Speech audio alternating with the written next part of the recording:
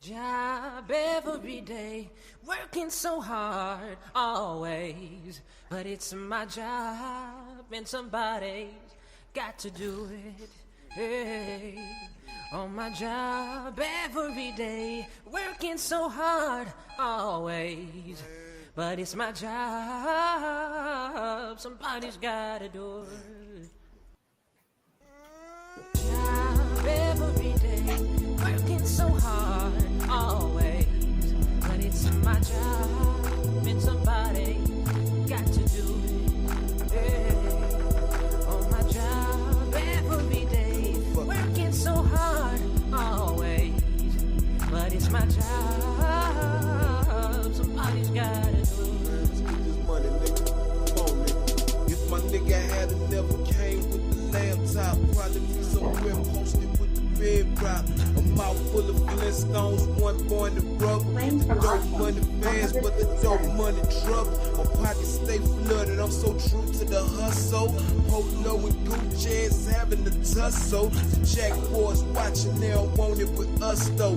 Game recognized, gang, you know I'm a bust hoe. Bitches always bitching, I don't care, she bust though. I tell her hush, ho, come and play with my must.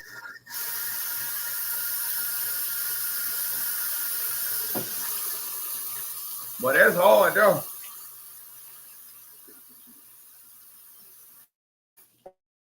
That's hard. I like that. Yo, what's going on? Hey man. Come on in. Country Cuzzinz is in the building. Hey man. You know What's my up, man? slogan though. Hold on. Yeah. Talk to him. Hold on. Talk to him now. Hey man, Talk to him. y'all know my slogan though. From the 314 to the 214. That's how this shit go. You know what I'm saying? Hell, Hey, man. when you do your slogan, you know we got to do our slogan, man. So let's hit them off, man. You know what I'm saying? Come on. Money. Yeah. Money. Money. Yeah. What up? Yeah, man. I need that every time. What's good? What's good? What's great? You understand me? How you feeling, cousin?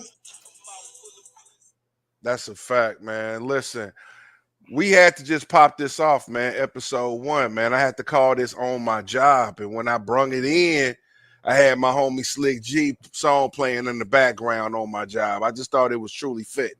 You know what I'm saying? Because we on our job, bro. I like that cut. That was hard too. Oh yeah, that's 15 years ago too. That's old right there. That's vintage. You know what I'm saying? But listen, given what we're gonna be talking about today, man, I felt it was only right to bring a guest on. You know what I'm saying? Somebody maybe with a different perspective, a different opinion, because we welcome all opinions on this platform. You feel me? You know what I'm saying? So without further ado, can I bring up the guest, man? Please do. Man, can I please bring up Miss Lizzie to the stage? Yeah. Hi. Miss Liz, let me give it one more time, man. I love it. Yo, we gonna turn this thing up one time, man. How you doing tonight? I'm doing good. I'm ready for these kids to go back to school, but I'm doing good. Lord, we was just talking about this snowstorm. Everybody been feeling the effects. Ain't been no bread and ain't been no hot dogs. Everything been going off the shelf. Straight up, for real. I went to the store. It was nothing but Cheez-Its. That's it. Legit. And that's what That I got was today it. when I went to the store. Some Cheez-Its. You're right. That's the only thing. The only option I had. You're absolutely right. Yo, listen, but God done brung us through it. You know what I'm saying? But just as we getting through it, looks like my people's from Dallas. Y'all about to get hit with some snow. You know what I'm saying? So what's popping down in Dallas, man? What's going on? Well, first of all, shout out to everybody that took all the rice out the store. You in Texas, ain't no rice in the store. You hear me? Rice and corn is gone. Don't worry about it. That's the You right. know what I'm saying? They over there making tacos and elotes. Woo! That sounds pretty good. That actually does sound good. That do sound good. Elotes. I don't know what that is, but that sounds good. Oh, that's that shit. Kim Fogan, they brew that shit. Man, come on, man. Cup, Well, listen. corn, Okay. cheese, Okay. butter, sour cream, hot shit, Yeah. whole corn. Yeah. But man, It Oh be man. mayonnaise and everything in there. It's good. Listen. I'm gonna have to check that spot out, man, for sure. And it's just one little Mexican restaurant I want to check out, but I don't want to put it all over the airwaves. Yeah. Sometimes you got to keep things on the table. You know what I mean? But listen, man, I was trying to let a few people come up in here, but listen, it could be bedtime for a lot of people. I ain't gonna lie. You know what I'm saying? Lizzie, I appreciate you rocking with us because I know how it is. You know, it's 9 o'clock hour. You know what I'm saying? Good. Thank you, Liz. No doubt. So I appreciate you rocking with us. And whenever you got to drop off, it's all good. I definitely understand. But listen, Trey. Talk to him. I want you to kick this off, man. What's on your mind this evening, man? What do we need to talk about first, man? I had a question that I asked earlier on Facebook, and I'm going to go ahead and bring that up. Bring it through. In 2025, Liz, I got to ask you this question. In 2025, men that are always in your DMs. At this point, I don't know if you're single. I don't know if you're ready to mingle. I don't know nothing. You hear me? But at this point, I can ask you, are we still calling that thirsty? Or is that a course of interest? Let me take a drink of water really for this. Making you interested, like they in your DMs. They in your DMs. Is it thirst or is it something else? I treat the DMs as like you're on the street. So if you see a lady that you like, you think she's pretty, you holler. Okay. But if she does not respond to you, you do leave. You walk away. You keep it. I mean, it's not thirsty until you keep talking to yourself. Every woman has about like 5 dudes in her DM talking to themselves right now. You know, answering themselves, saying how you doing today, at least 5 or 6 times. So I don't think it's thirsty to holler in a DM or to go in a DM because honestly, a lot of times that's how you meet people. But again, it's just like in person. If you holler at a person in person, she don't react, she don't reciprocate the feeling, you keep losing. And so I think that's when it gets thirsty. I think that line is kind of hard for some people. So I don't know because I'm one of those type, right? I ain't gonna lie. Well, I've settled down a whole lot, but you. Yeah. But see, I used to. I don't. Huh? Are you single? Watch yourself. Watch yourself. You need to watch yourself this whole conversation. Wait, because you said I settled down. It should be nothing if you wait. So no, I've settled down in my behavior. I'm a damn. You know what I'm saying? No, we gonna. No, we ain't meeting at the altar. We're gonna bring that up too. We're gonna have to ask that question too. We ain't at the altar. But what I'm saying is like settle down means you went from a damn fool to a neutral fool. Or just a calm dude. Yeah. You know what I'm saying? But hold on. I say all that to say this. No, okay. Bring it home, man. Bring it home. Because you know what I'm saying? Like, okay, so you might look at a DM. A nigga might look at a DM the same way they look at a female in the club. You might not have, you know what I'm saying, like what I said at the time. Maybe it was too many people talking to you. Maybe you got a whole bunch of people DMing you at the same time. Maybe it's a lot going on. So let me just, if you hot, and I know you hot. You done put the thirst trap out there. You already know the damn DMs is blowing up right now. That's a fact. Yeah, I'm gonna come a little later, just a little bit greater. You know what I'm saying? But let me ask this, Trey, because this is what's been on my mind, and since we got, you know what I'm saying, a woman on the panel, I gotta ask this, man. Can I say something about the thirst trap just before we go ahead. Talk about the thirst trap now. Let me tell you, as women, 9 times out of 10, if I'm posting a thirst trap, it's targeted. It ain't, I mean, it's out there, but who I want to talk to me about it, who I want the response for, you know, I probably won't be somebody who I already having a conversation with, or that you already has already reached out to me. So y'all just be making men go crazy. Like, maybe she talking to me. She ain't got nothing to do with you. On some peekaboo, I don't see you. So that's really what the thirst trap be for one motherfucker for real. But it got everybody in a frenzy. Sometimes, like, there are some girls like, you know what, I look good today, I want to take pictures. That does happen, but 9 times out of 10, it's targeted. It's for everybody, but not it ain't. It's somebody who we want to respond. That makes Do sense. you like when they put out? Say you just put out the thirst trap. Do you like the results that you get from it? I don't really put out, I guess, what would be thirst traps. So I would say when I post pictures, I do like this because again, it is selective. There is a reason why I do it. So yeah, I think for the most part, you get weird people, and you get people who like, oh, you know, or they pop up. There's always that guy who don't never say nothing, and you don't speak no other time. He crawled under the rock, baby. You know what I mean? I'm here. Notice me. So how do y'all? Cool. So I'm interested in your point of view. So you're saying, so when you do it and there's no response to you, it may have been she just didn't see it, or in the past, maybe not now, but in the past, was it just she just didn't see it? Yeah, or I didn't do something where you just didn't see me, because I feel like, you know what I'm saying, I'm to be seen. So I don't be understanding that part. For me, well, I used to act like that. I can't get over it because I'm a reformed guy. I'm a reformed guy. He's a reformed guy. You know, life hasn't humbled me. I had to humble myself in life. You know what I'm saying? So it hit different for me. So you know, I never understood that. Like, give up. You know who we are. You know what I'm saying? Like, not even saying nothing for nothing. I always say this, bro, and might be weird in saying I'm no Denzel, but they always treated me as such. So I never understood. You know what I'm saying? No, that didn't register in my mind. Like, what you mean? Like, no. Look again. Not look again. You know what I'm saying? Like, you know what I'm saying? You know, check your mirror. Check your mirror. Hit with it. I see you peeping, but you ain't speaking though. You know what I'm saying?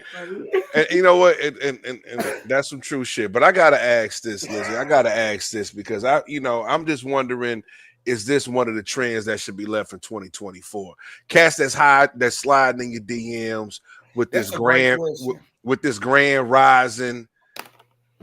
Good morning, beautiful. Good morning, all that. Does that pique your interest, or do you be like, man, what the fuck? Really? What's this grand rising shit? Like, if you come to me with grand rising, you call me queen too fast.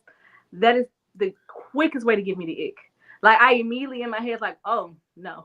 Like, what type of nigga is this?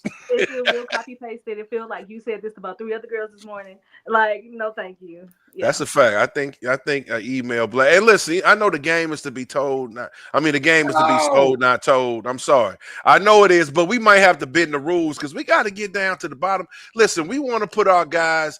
We want to set them up for success. We want to set our women up for success. So listen, fellas.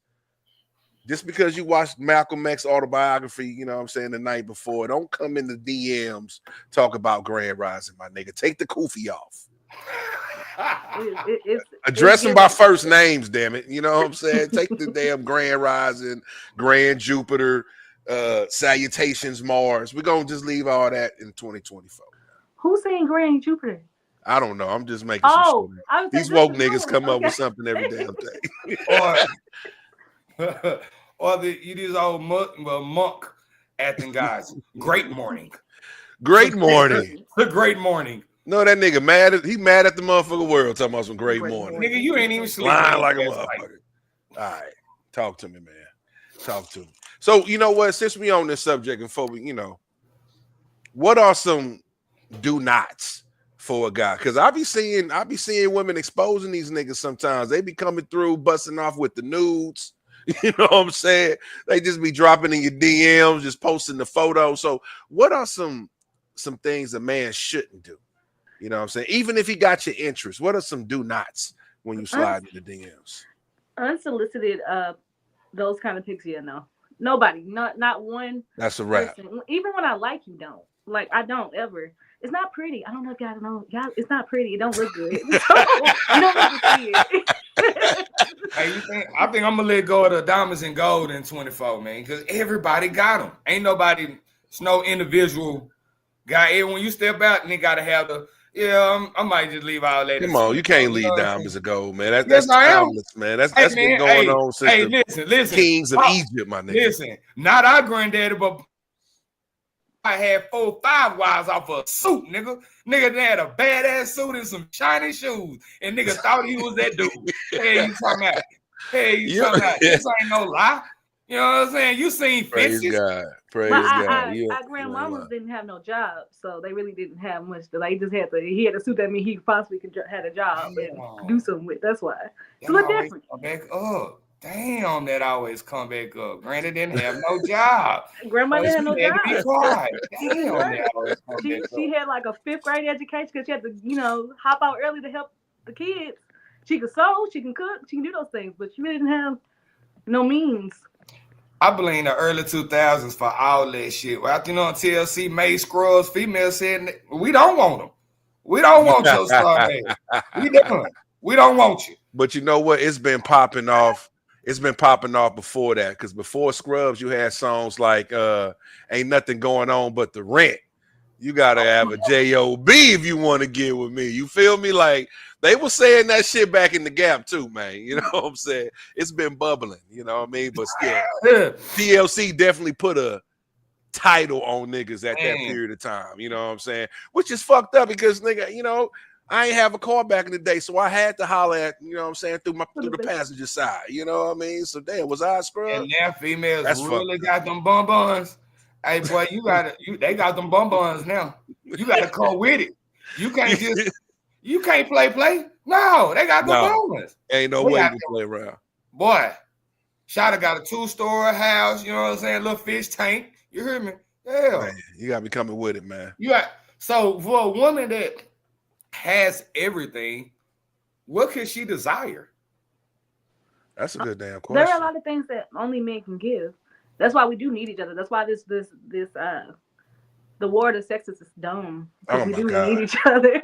Like, I hate that shit. It's certain things that only it's snowing outside. Guess who don't want to go out there? Me. And not even that, just on a day-to-day basis, guidance on how to do things. Women are emotional. As much as we don't like to say that or hear that from a guy saying it, like using your emotions, we are. That's a plus, because men are not. So sometimes you guys lead with your head and not your heart, and sometimes you need to have that. It's a balance. So I think if you're somebody who's a leader, if you're somebody who is responsible, take care of your family and things like that, those are big things. Those are the big things. I think those are things that, as long as you are taking care of stuff, that man is going to be successful in some kind of way. And those are traits that you have. I know they had a quote from a girl from what was that show? Y'all gonna laugh at me because it's when they were in college. Don't say baddies. We talking about no. Hey, they be banging on that motherfucker. Okay, all right, different world. Shout out to Dwayne Wayne. Is like a man of honor, a man of intelligence, who is hard work and stuff like that. And she was like, well, what if you don't have any money? A man like that will always have money. He'll always be able to do something or get something and get at it. Even if he has a bad moment, you didn't have a car, but you went and got at it. And if someone sees that potential, women can work with that potential at a certain age. Because at a certain age, no, potential's done.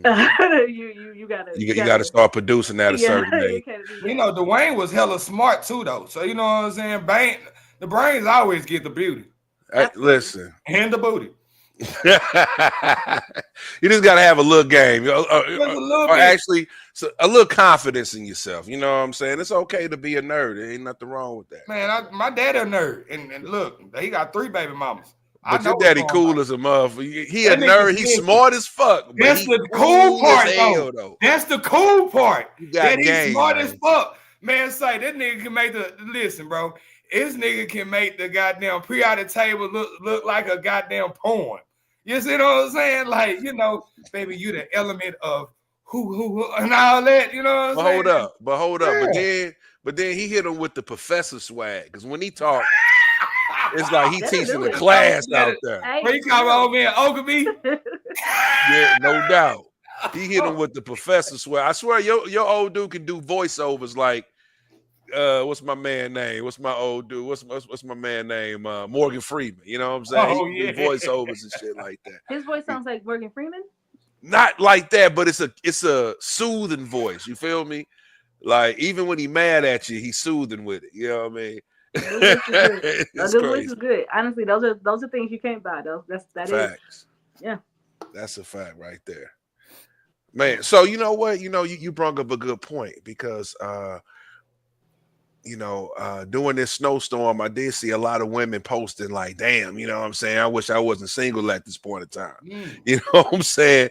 Like some things, that technology can't save you from, that kind of brings up the question of like, damn, I shouldn't be single. You know what I mean? When it comes to shit like this, or when COVID hit, you know what I mean? Things of that nature. So definitely when that was you know what I'm saying? So men are needed, you know what I mean? I just think that it's a different day and time where women are not dependent on a man to be able to be successful in life, you know what I mean? That's So true.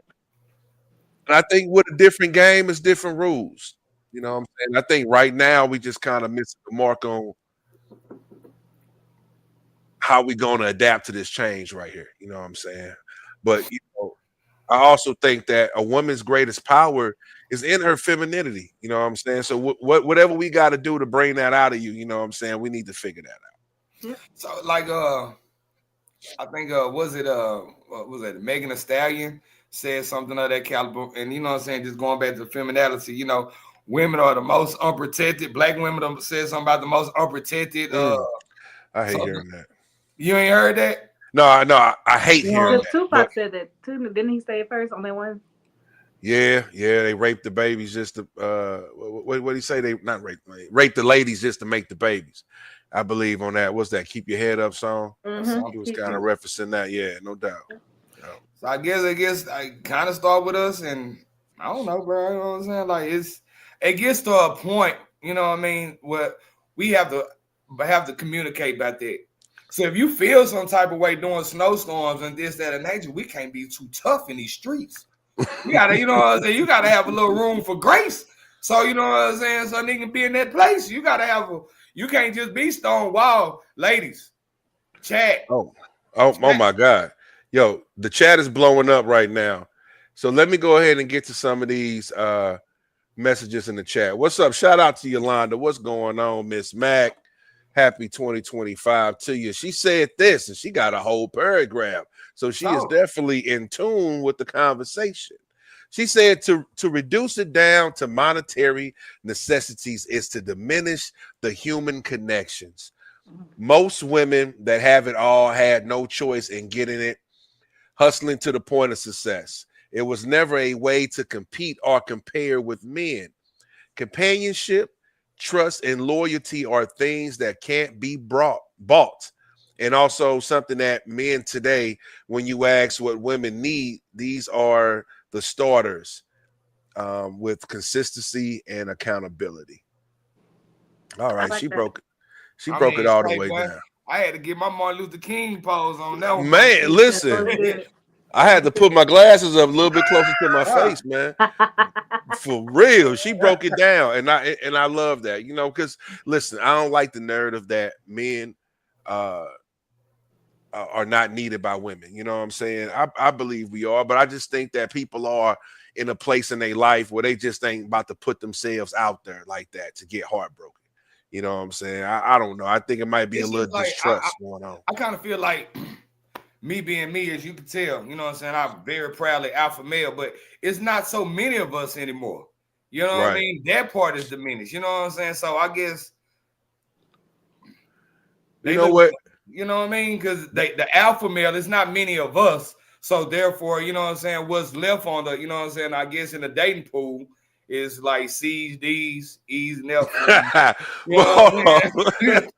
Let me stop you right there. Because you know what? I want to throw this question to Lizzie because, like you mentioned, you got alpha males, you got beta males, but what's not being talked about enough is the masculine males. You still got masculine males that's not just going to, that are still leaders, but they might not be in the front of the pack.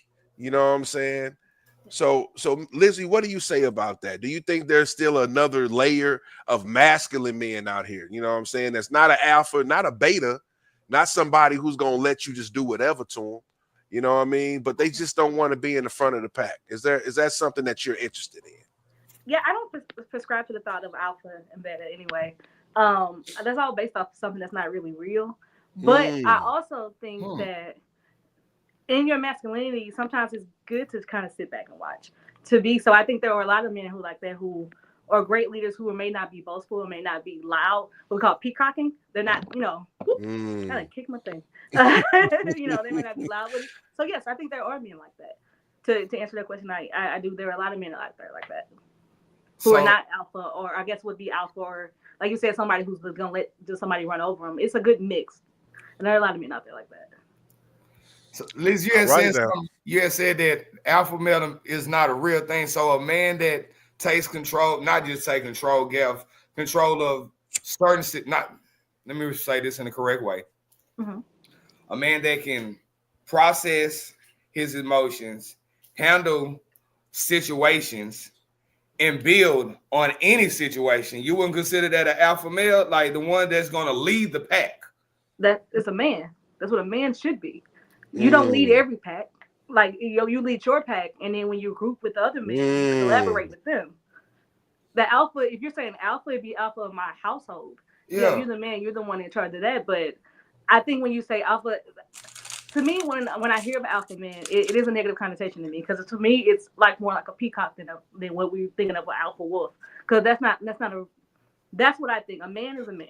So the things that you said are characteristics of a man to me. Okay. So, yeah. Okay. So basically, you know what, and that goes back to the saying, every man should be the king of their castle. You know what I'm saying? So yeah, every man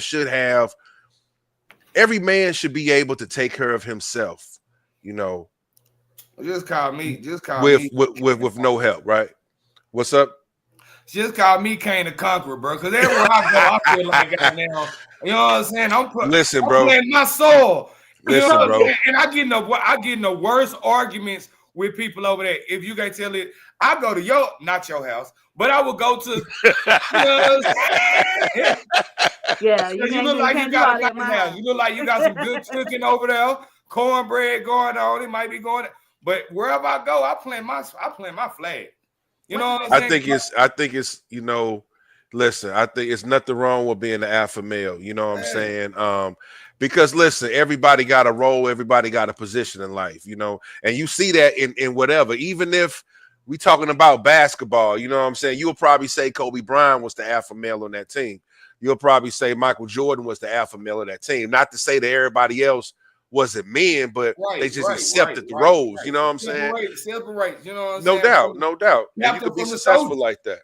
From the captain, from the soldiers. You know what I'm Captains saying? for the soldiers, man. The Indians and the Chiefs, man. I think it's good to have a distinction. There's nothing wrong with that. I just think these days that, and I could be wrong, because trust me, I'm not no expert, but I think these days the alpha male is what is promoted in society as the person you want. You know what I'm saying? So it just kind of leave a whole slew of other niggas that might not be getting, you know what I'm saying, that proper attention. I think it's perspective. I think that if there's somebody, if a woman comes in with that perspective and she wants someone who is quote unquote alpha, then yeah, that is what she's going for. And then I guess it's just the what that woman was raised with, or what they're used to, or what they aspire, or what they want in their lives too. So that's because I've come to find out that a good alpha male might not be a good partner. I had to learn that in one way. You know what I'm saying? That's the other side of the coin, no doubt. In 2025, that's what they're looking for. You know, like you said, I got the money. I got me. Now let's get we. And most guys can't, you know what I'm saying, can't. That's where my humbleness had to come down. Like, went from top rank to, okay, well, maybe I need to start listening rather than telling. You know what I'm saying? You know, I would love to see just old you. So when you so how does that look like in a relationship with you? So when you're listening other than telling, like how does that look?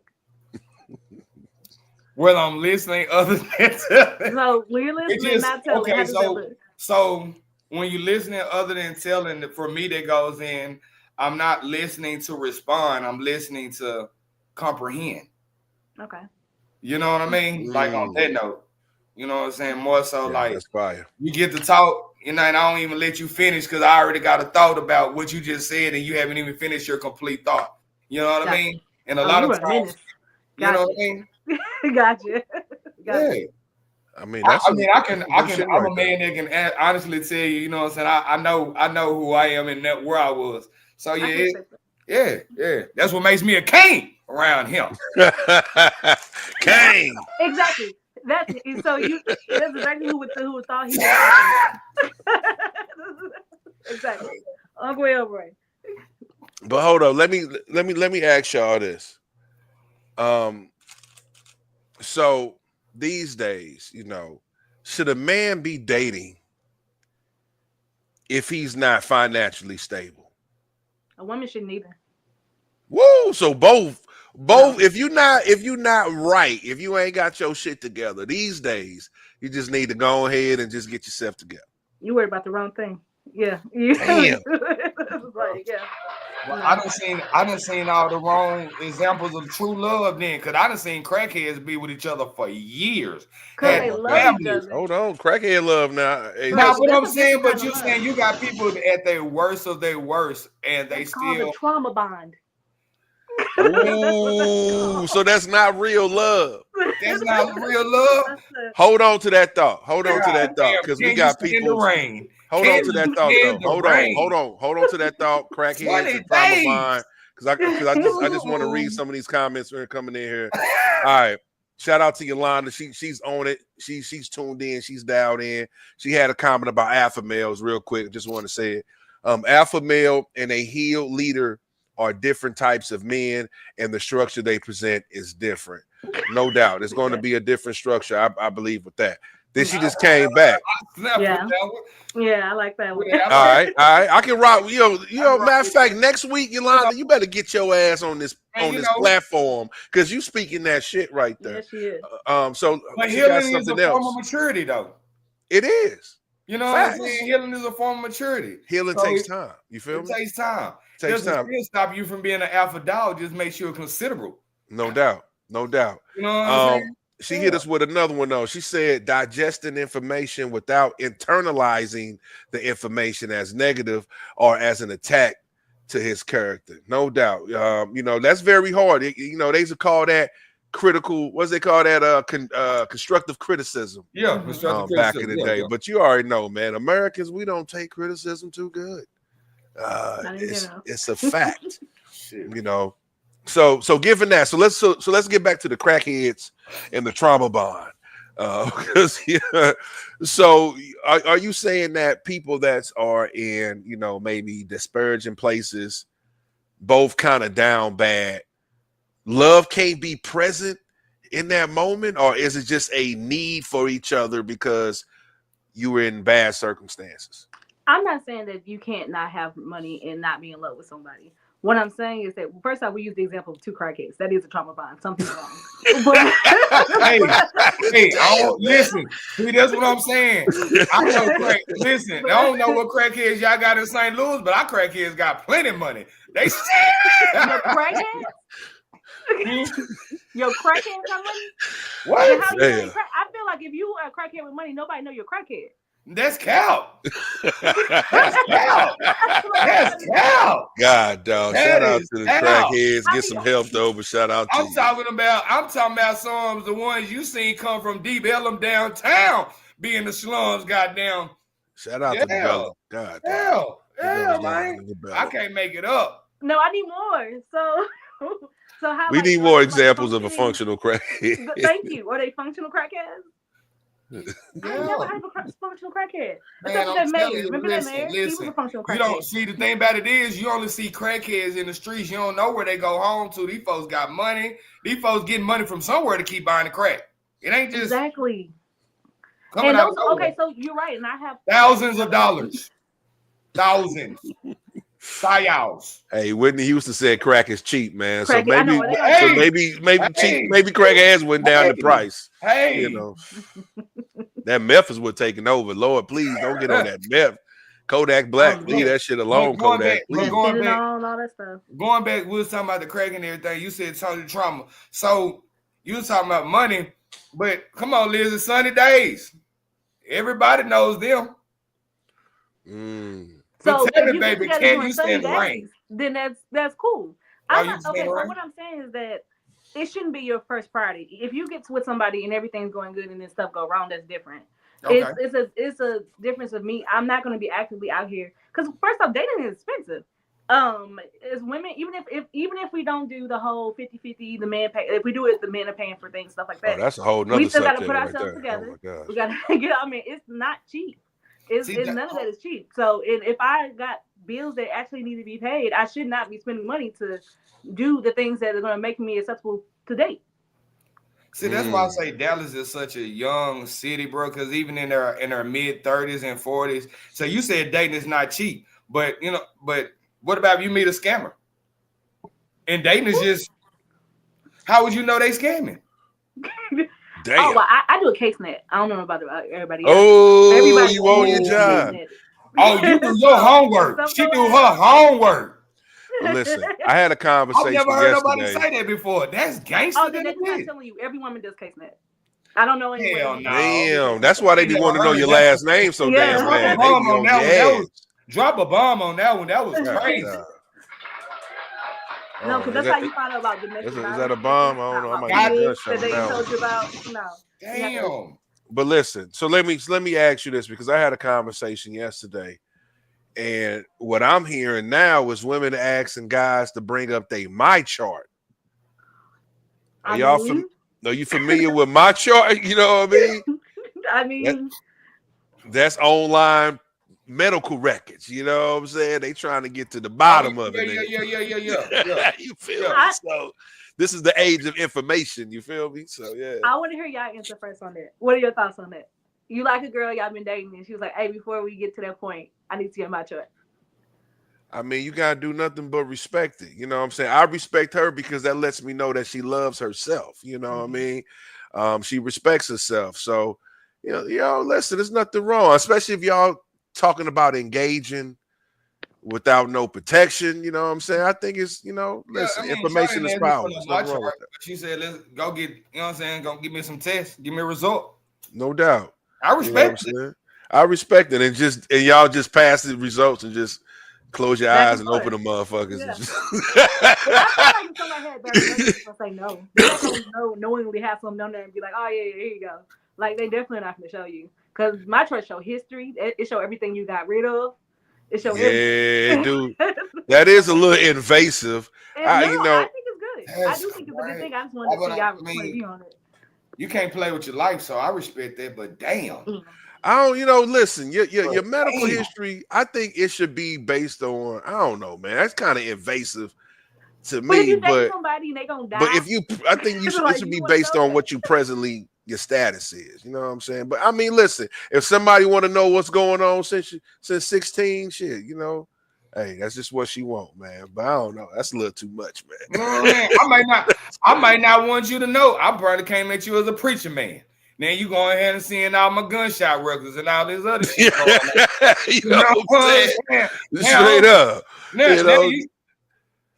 The police dog done bit your leg and shit. You know what I'm saying? You doing it 2012. I see 2 gunshot wounds. You know what I'm saying? Yeah, that's a fact, man. That's a lot, though. But listen, you know what I'm saying? Because they can get, you can definitely make sure that you don't have any diseases. You know what I'm saying? That's good. That's going on. Facts. But it's other things that might be a little personal. You might have a hip replacement. Some other stuff going on. Straight up. You should know that, though. What? If you had a hip replacement, if you got a bad heart, those probably things you should probably know, too. Yeah, I understand that. But I don't know. You know what I mean? But in time, though, maybe you want to reveal those. You know what I mean? Don't don't X-file my whole shit. You know what I'm saying? Put my shit all out there. I would go crazy. I never even thought to ask for that. No, that is now on my list. That is awesome. Oh, damn. Maybe I shouldn't be putting that out there. Me and my bag. I'm just going off what I was hearing. But yeah, bro, you took it too far. I took it too far, though, man. But listen, y'all. Shawty said she was checking credit. She was checking your wages. You know what I'm saying? Brother went to goddamn medical help. I'm fucked up. I don't know what to do. Up, fam. Listen, that's a whole nother subject. We might be talking about that more in 2025. Hey, Club. That's a good one. That is a good one. They do show wherever you have. Be checking niggas' credit report and medical history. Looks like we got a question from the audience in there. Okay. We're going to a lifeline. I ain't never heard that shit in my life. That's crazy, right? I'm That's blocked. I gotta crazy. tell the world, nigga, like they checking shit, nigga, like they checking shit. Okay, so hold on. So somebody They that's checking watching shit. I ain't just never heard hit this us with shit some before. reality right here, because they saying it really doesn't matter if we go to the clinic today and you in the streets tomorrow. So there is a little bit of a gap of, you know. That's why that history helped. Damn. My chart. No, we ain't fucking with no. Credit. Listen, Credit history. Yeah, I can't say that tomorrow you ain't gonna blow all your money, but what your pastor said is that you wouldn't. Now, if you got everything, if you had to clear chlamydia 3 times, then I know that it's not a good chance. you've been doing some fucking out here for sure. So. Unprotected fucking. Thank God that I have never had to go to the clinic. Listen, none of that shit like that. Yeah. What? Listen here, man. Pure. Hell, man. Pure, man. My chart clean as a motherfucker. I'm talking about clean as a whistle, goddamn. You can blow. That's a fact. Clean. Hell. That's the fact, man. And it just opens us for adult conversations too. But it's definitely and that right I there. like that. I like the my chart. Yeah, I guess you know what I'm saying, because open is a winner. You know what I'm saying, and so is the truth. Yeah, because no it goes doubt. both ways. It go both ways on that one, man. So listen, it's just like I say, it's the age of information. You know what I'm saying? So definitely, man, be good out here and be safe out here for sure. Yeah. That's a straight up. That is fine. You see, Lizzie, the niggas that came in the building. It's a gangster party.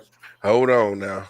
But let me ask y'all this though. I'm gonna go ahead and pivot this conversation.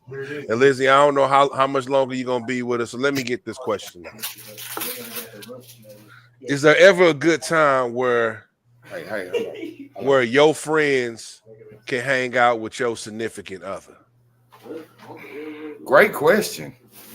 We're gonna talk about it because I saw this on my social today, and I'm like, yeah, all right, let's talk about it.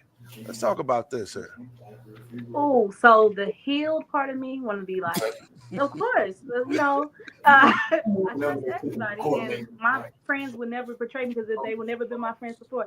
You know what? No, but honestly, I don't like hang out just with them together, like them just kicking it. Them just kicking it. Matter of fact, we got somebody, they saying alone. Yeah, I'm saying alone. I'm saying alone. Yeah, I'm talking about they done hit each other up. Yo, what's up, man? Why do y'all want to hang out alone? Listen. Hey, this is why we asking this question. So we're gonna break it down. Well, I don't know, bro. You know what I'm saying? I don't think it'd be weird, but I think it'd be just like you just don't want to open that door. You know what I mean? You just don't want to open that door. You know what I'm saying? Or what possibilities can happen. You know what I'm saying? Because it's only weird till it get weird. There you go. Because I know people who are friends with platonic. There's nothing like that, and they probably could hang out if no issues. But you got to kind of, as a woman, I got to know both of y'all well. And to be honest, y'all kind of probably got to know each other before you knew me. Because I don't understand. Like I don't see me bringing y'all together and y'all becoming like I don't know. Y'all had known each other before, and like it was always okay. That makes sense. Sense. So let me ask you this real quick. So do you believe in platonic friends? You believe that overall that men and women can have a platonic relationship? I know there's exceptions, but not to play, brother, either if you still have one at our age. You know what I mean? You know what? I ain't gonna lie. Young Thundercats. You know what I'm saying? Like, young Thundercat. Hello. Young Thundercat. But I think it's possible because it's out of mutual respect. You can't do everything you would do with your female friend with a male friend, but you still can have a genuine male friend. Yeah.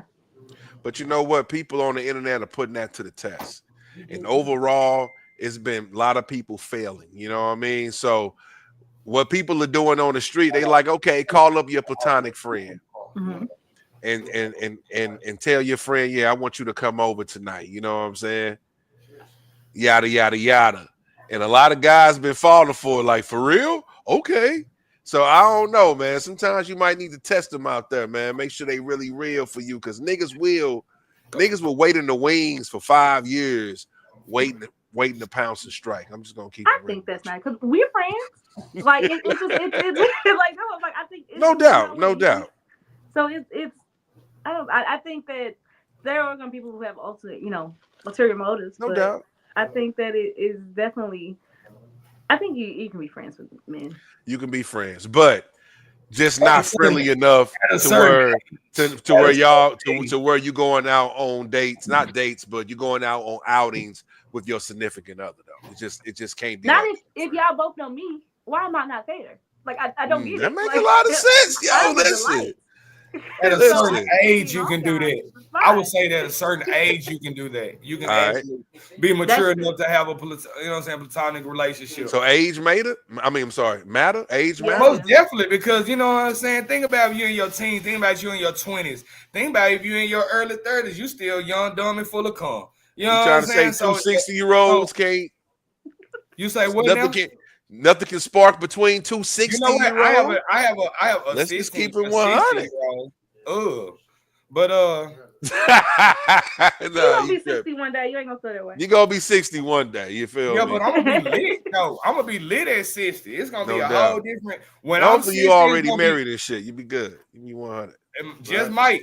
Hey, I know a dude. This is what I'm saying. Dallas so different, bro. Like we so country and city at the same time, bro. You go downtown Dallas right now. Hit the club on a Friday. You might see this old school that I know.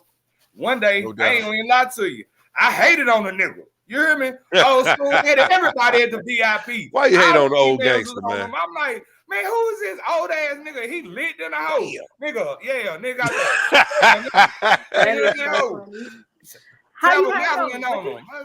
Damn, man. That's fucked up, man. That was definitely not swaying on him. I told myself, I said, Lord, I don't want to be him when I'm his age. But now I'm thinking, I say, you know what? If you ain't married and you still got a whole life going, it might not be a bad thing.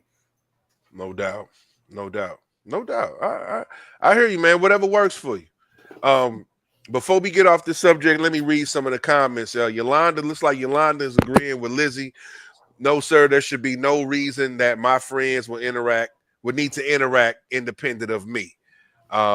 She further goes to say, yes, however, couples should have couples as friends. I believe so. You know what I'm saying? I believe I believe that's healthy. If you're going on vacations, bring, you know what I'm saying? Yeah, the couple trips, ain't nothing wrong with that. Now I heard y'all be doing some crazy shit on them couple trips. You know, see, I'm ready to get. That's a whole nother situation, though. Yeah. But let me keep reading what she says. She says, as long as your significant other is comfortable, you're fine. The moment there is doubt and you hesitate, you have a problem. That's a fact. And I guess one of the biggest things that kind of removes that doubt is communication. You know, if you guys gonna meet up, it definitely should be open and transparent. You know what I'm saying?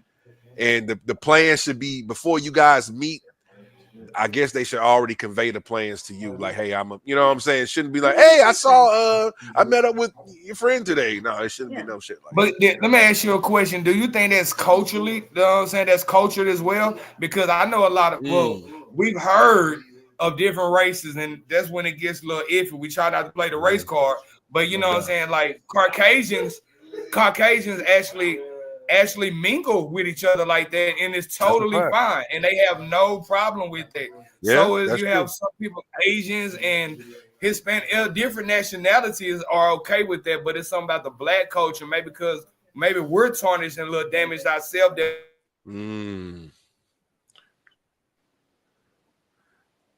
And my man was cooking, man. He done froze up on us. That's how the internet do. When you start cooking, man, they want to freeze you. You hear me? Because I was flowing. You was cooking, man. Yeah, man. Yeah, man. But yeah, you know what I'm saying? Like, for real, I think that's just like I think that's a black thing more than a whole person thing. Because we've done some damage, and now women have done their damage too. And the hard part about this, when they cheat bad. They hurt your feelings. Yolanda over there confirming shit. She said they also sleep with their friends and trade partners in the same circles. Yeah, man.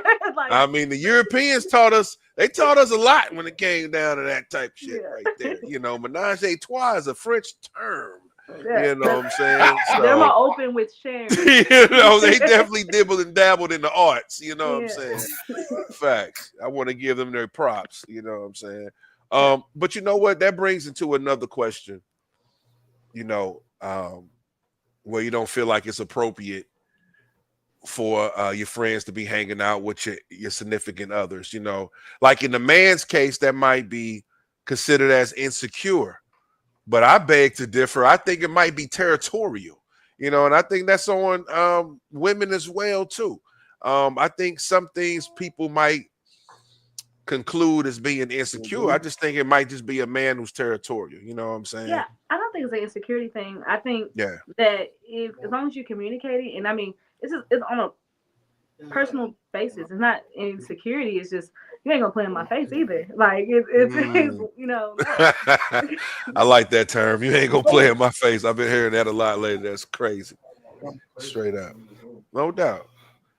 How you feel? Okay. You right. You know what I'm saying? It just comes off a little weird. You know what I'm saying? Like, why would I want my girl? It's not really territorial. Well, not territorial. It's just your principle. Yeah, it's just a straight principle. Like, principle. You know what I'm saying? Why would my girl be hanging out with you? Well, why would my, you know what I'm saying? Or more so, but okay, what about this? Is it okay for the guy to hang out with the friends? Let's make it plural instead of singular. The friends, what you mean? Women or we talking about men or women? What both ways. So like if the girl both ways. Is it okay for the man to hang out with the friends? Ooh, yes. Or so would you be okay with your girl hanging out with all your boys? Like let's say it was a game night. That's crazy. It's again another thing of why am I not? Okay, this is crazy work. This is the icebreaker on that. You was probably, I don't know if you was, but most girls grew up. Go somewhere else. Too many boys over here. Go somewhere else. You know what I'm saying? Like you didn't. It just wasn't woman like or feminine just to be around boys like that unless you was something else anyway. So for as a female, it is a little bit different because you have to put yourself on a different pedestal. Like, well, now I'm not gonna hang around a whole bunch of guys. But I want to be looked like as a hoe. Yo, listen. Yolanda over there cooking. No, for real, but you know that's true though. That's true. That's true. That's true. I guess I didn't grow up with that, so I don't know about that. But yeah, you know what I'm saying? Like most women. Now, if you see a girl, a woman, and she's with multiple guys, either one or two things: their family. You know what I'm saying? Because if you got a home girl and you got 4 or 5 guys, there got to be some type of family. That's just. Oh, you know what? I'm gonna throw another one out there. It could be work colleagues too. You know what I'm saying? It might be somebody. Y'all might everybody agreed to meet up for happy hour. You know what I'm saying? People have a like interest in something. I do agree. It has to be, even if it's on a friendship level, it's probably because y'all are into something, right? Like it got to be something like that. It wouldn't be just like organic, like, oh no, she don't do nothing we do, but she just hang out. That's weird. That would be weird. But if y'all have like a like interest, I can see that. Yeah, that's a fact. But hold on, man. Yolanda over here cooking. She ain't playing no game. She said, no, why is he hanging with the ladies? Is he carrying a purse too? So she done put a whole other spin on it. She's trying to say maybe this nigga ain't completely solid with you. No. Maybe he's stretch. No. Maybe he's diddying. Is he diddying over here? Trying to say he's diddying? No. Diddying is crazy. Could that be it? Diddying is crazy. That's crazy right there. I mean, but I don't know. I mean, I gotta just, you know, hey, I gotta step away from that one. You gotta step away from that. I don't know. I ain't got no understanding. No. I get where she coming from, but no. Oh man, she still going. You know she said, oh shit, we got motherfucking KG in the building. Half of that dynamic spit your game, talk your shit podcast, baby. What's up, man? You already know what it is, man. Country Cousins in full effect, man. Definitely. What's up, man? You already know King Trey, I Sway in the building. We got Miss Lizzie doing her thizzy in the building, man. She's been a lovely guest, for sure. Lovely. And you know who Miss Lizzie is because I believe y'all had a debate about who's the best, Beyonce or Rihanna. I think y'all might have had a debate about that. I think we were due for a round 2. We was due, right? Y'all was due for a round 2 on that one. Now he done spoke that up. Listen, I had to go ahead and bring this up because I was gonna hold this. I wasn't gonna say nothing. But since you own music, let me ask you. You got Drew Hill, Boys to Men, versus the OJs in the Temptations. Oh my! Oh, OJ's and Temptations. They literally Thank have you, everything that thank you, man. What are we talking about? Everything else that you have. You see what I'm saying? About? Man, listen, bro. What are we talking about, bro? Yeah, We're talking about Just My Imagination, right? You can put Just My Imagination and Beauty Is Her Name. No. You crazy as hell. Thank you, man. Your man, listen to your man. I'm sorry. Listen, I grew up on everything, but I'm saying it's just something about. Can't even. I love these, and don't get me wrong. Beauty is a beautiful ballad. No. But when you talk about the Temptations, you talking about the voices. They voices on a different level. Drew Hill only had Cisco, and they had Jazz a little bit, but Cisco was big, okay. Temptations had David Ruffin. David Ruffin ain't fucking with no. I mean, Cisco ain't fucking with David Ruffin. Not on a bad day. Now come on, bro. David Ruffin, before he got on that crack, I'm just saying, that listen, was 100. You're not giving you. I basically hit this on Vino. You're not giving you just dudes. Cisco is a giant as far as like, you know what I'm saying, voices. Let's keep it real. Let's keep it real. Cisco was always in KC shadow. You know what I'm saying? I don't know. He was always in KC because they kind of had that same energy when they sang. You know what I'm saying? But but listen, both dynamic singers, but back in the day, bro, you had to be more than a one-trick pony. Most of them niggas can't really go different octaves. You know what I'm saying? To be honest, dog. And they had to. And there was no. You had to. There was nothing they could lean on. And Cisco can jump around and stuff like that. They ain't doing that, but it's because they. Right. He ain't. Niggas ain't running on top of heads and shit like he did.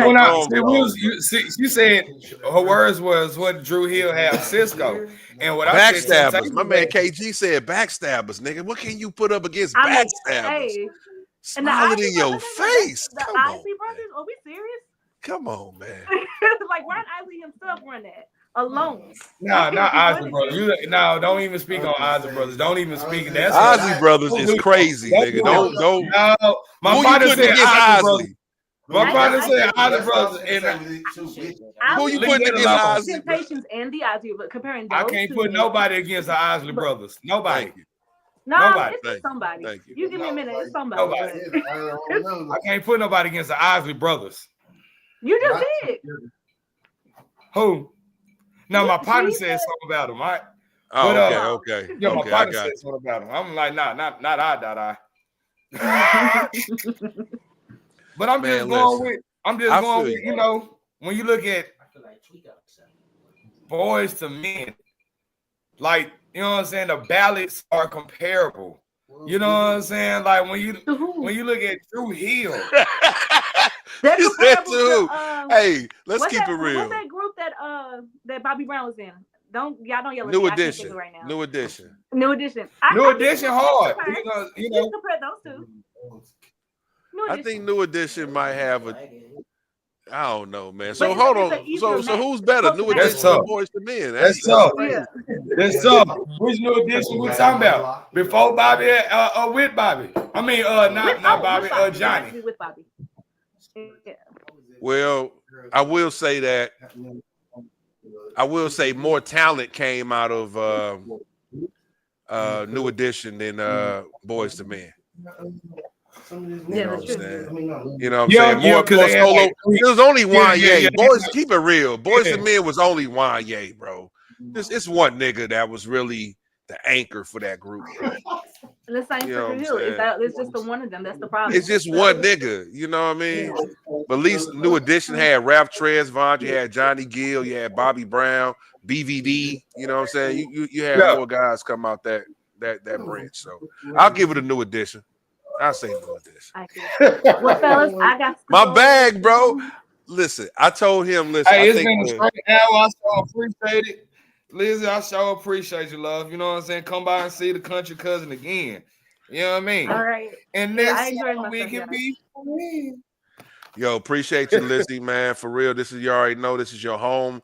Anytime, you're welcome. We're going to be doing bigger and better things. So we're going to be seeing Miss Lizzie, you know what I'm saying, very soon, y'all. So let's give it up for Miss Lizzie in the building. All right. No doubt, man. Have a blessed night. You too. Blessed night. All right. Well, for sure, man. I mean, bro, we still rocking, right? We still rocking.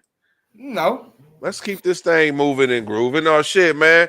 KG, you wanna, you know what I'm saying? You wanna come on, bro? Listen, come on up. I'm gonna sit here. Matter of fact, what I'm gonna do is this, y'all. I'm gonna do a little quick minute intermission, 2-minute intermission.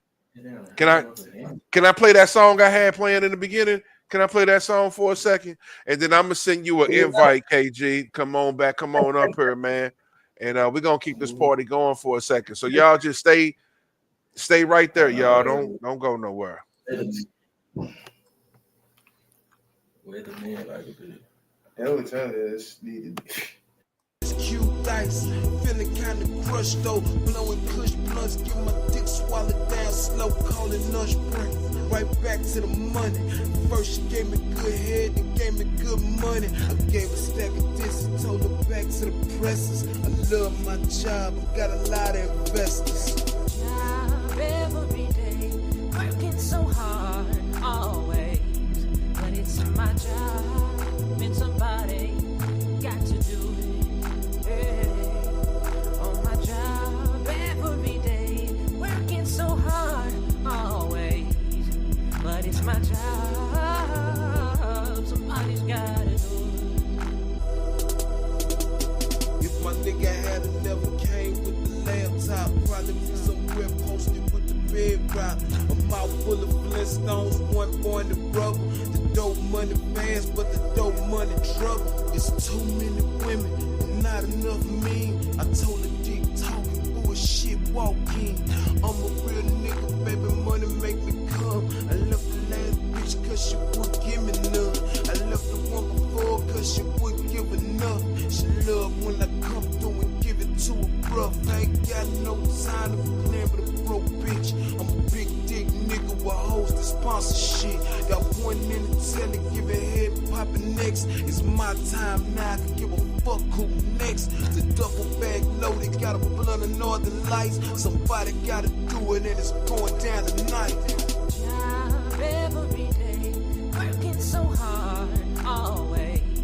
But it's my job, and somebody got to do it. On my job every day, working so hard, always. But it's my job, somebody's got to do it. Job every day, working so hard, always. But it's my job, and somebody got to do it. Hey.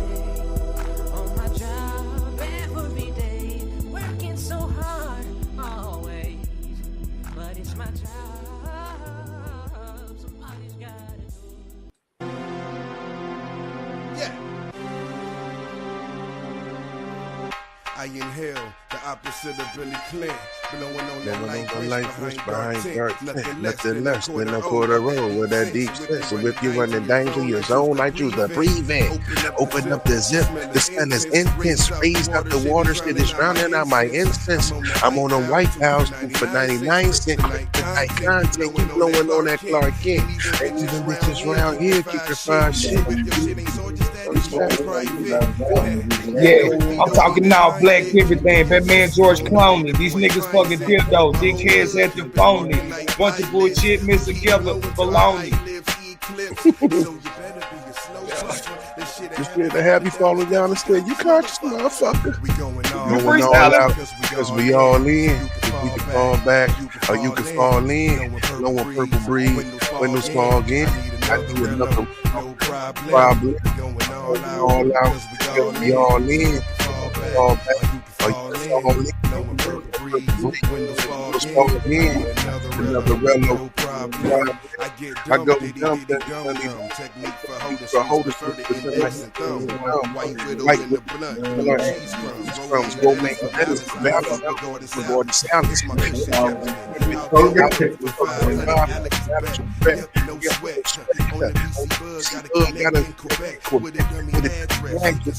Them things direct, yep. I go hard, yeah, I go hard. Did the things ain't lose the lives cards. I feel in my car rolling cigars, and if I run out, I got to stand for the bar. Let me come on back, man. Before I take it on back, man. Let me bring it on back, man. King Trey, let me bring up. Oh shit, let's get this. What up, bro? What up? What up? What up? What up? My man. Live from the gig, man. What's poppin', Man, chilling. Look boring as a motherfucker. Damn, bro, it's a lot of What? Feedback? a lot of feedback coming through. I'm just gonna mute it until y'all start talking. All right, bet. Hey. All right, well, no doubt, man. What's going on, y'all, man? I hope you guys just joining us. Appreciate it, man. This is that inaugural edition of the Country Cuzzinz episode, man. Listen, man, we was putting out a lot of game out there, you know what I'm saying? And not just from us, not from our perspective, but from a woman's perspective as well. We was joined by Lizzie. She did her thing. So rewind this motherfucker and catch the beginning, or you guys can catch this episode on Spit Your Game 314 on YouTube, man. We streaming live right now. This is what's popping, man. Yo, I want my KG, man, to get that damn sound right, man. I want to put you in the game, man. We got to talk. We got to talk for a second. Can you hear me now? That's a lot better. Yeah. Now you coming through, man. All right. I'm gonna clean up back here, but yeah, I can hear you. You can talk to me. All right, no doubt. We got Trey back in the building. Everything is good. What's up to all my people that's watching? Yeah. Appreciate the love. What's up, Leslie? Yo, that's Chef boy KG, man. Chef boy down KG, up in, man. That's Texas. That's Texas right there too, man. That's what's up, man. What up, nigga? Appreciate y'all. What it do, man? Shit at work. In the mix like cheese and grits. You hear me? Oh man, St. Louis hustler, y'all. We talk about multitasking. We go podcast and work at the same time, baby. That's what we do. You know what I'm that nigga that called us home. You understand me? Hey man, you know what I'm saying? If you want something hot on your stove, you know what I'm saying? Me, holla at KG. He got them plates being sold. You hear me? Yeah. No doubt, man. You know what, man? What we doing? You know, hey, I got to admit. That was a hard ass session, bro. That was fire, right? That was live. That was fire. That was on time. You know what I'm saying? Shout out to Lizzie again. I like her whole demeanor. Straight up, man. You know what? I had so much to ask her, but listen, I know we was running low on time. Listen, we're gonna keep it moving. You know what I'm saying? It didn't get boring though. It didn't get boring. No, it ain't get boring at all. Facts, bro. That's a fact, bro.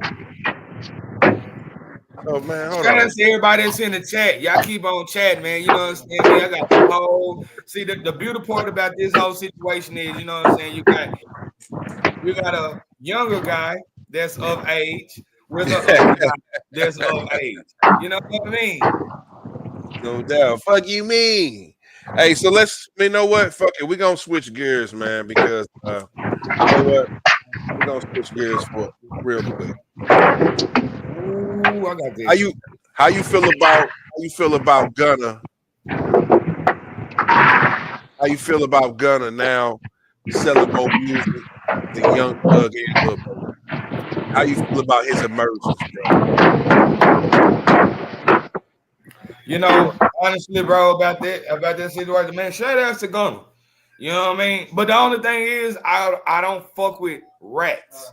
I don't like that whole situation of telling on somebody and benefiting off of, you know what I'm saying, off of doing, you already doing wrong, but see, you gonna tell on everybody else that's wrong doing. Like, I can't respect that. But the world is different. You know what I'm saying? We come from an era from 6ix9ine becoming a rat to being one of the biggest and biggest rats still alive. So ratting ain't the same no more. So you know what I mean? But going back to what you asked, it just goes to, you know, Thug ain't really put out no true music yet.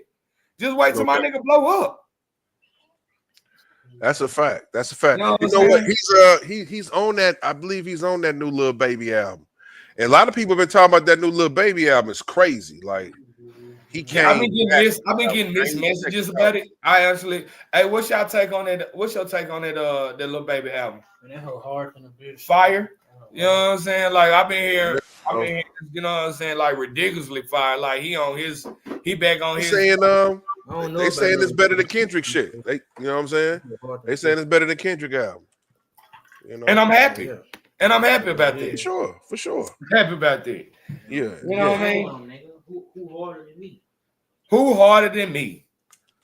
Who hard as me? Oh, as me. Okay. Who hard as me? That's what Wham. Okay. Who hard as me? Oh, so that's what that shit stand for? Okay. Yeah, wham. Who hard as me? I didn't know. I thought he was just saying wham, diamonds in your face type shit. I didn't even know he had a straight meaning for that. That's fine. It's an acronym the whole time.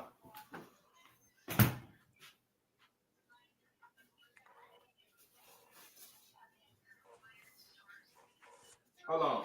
And so, yeah, so you know what I'm saying? I just take it that, you know what I'm saying, one, that Thug ain't really just put out no music. He just got out of a little Fed situation. He has to be super clean. The judge made it you know what I'm saying, made it all the way 100. The music that we want to hear from Thug, according to his, you know what I'm saying, his parole. He can't make that type of music as of right now, which is crazy too. Okay. Listen, you know what? I got to check out the Lil Baby album, bro. And I'm expecting big things from Thugger. I think he definitely gonna bounce back. I did hear the song he got with Lil Baby on this new album. I think he went off. I think he did his shit. So yeah, it's going down in a major way. That's a fact. You know. But listen, y'all, if y'all joining us, we just kind of just having some conversations, man. We did we talked about so much in the beginning, man. And there was one thing I did want to ask, man. You know what I'm saying? I'm just going to ask you how you feel about this situation, bro. In this day and age, can a man get respect by asking a woman to go 50-50 with him? Oh. That's why I wanted Lizzie to be here, you feel me? But it's all good. But, you know, we're going to talk about this, and we're going to bring this back up on different episodes too, but how you feel about you know, I think that 50-50 shit came about because niggas got broke. You know what I'm saying? During the 90s and early 2000s, niggas had money. Everybody had money. Who knew the reason that mama and granny had all this food in a refrigerator? Because that shit was just $50. No doubt. You know what I'm saying? Like, so I think like when times got more expensive, the man was like, man, fuck this, you know what I'm saying? Like everything on me type shit. I need help. And that's what makes it sound feminine. Because that's what a female does. Ask what? I got kids. I need help. I don't need no boyfriend, no man. I need a male carrier. Okay.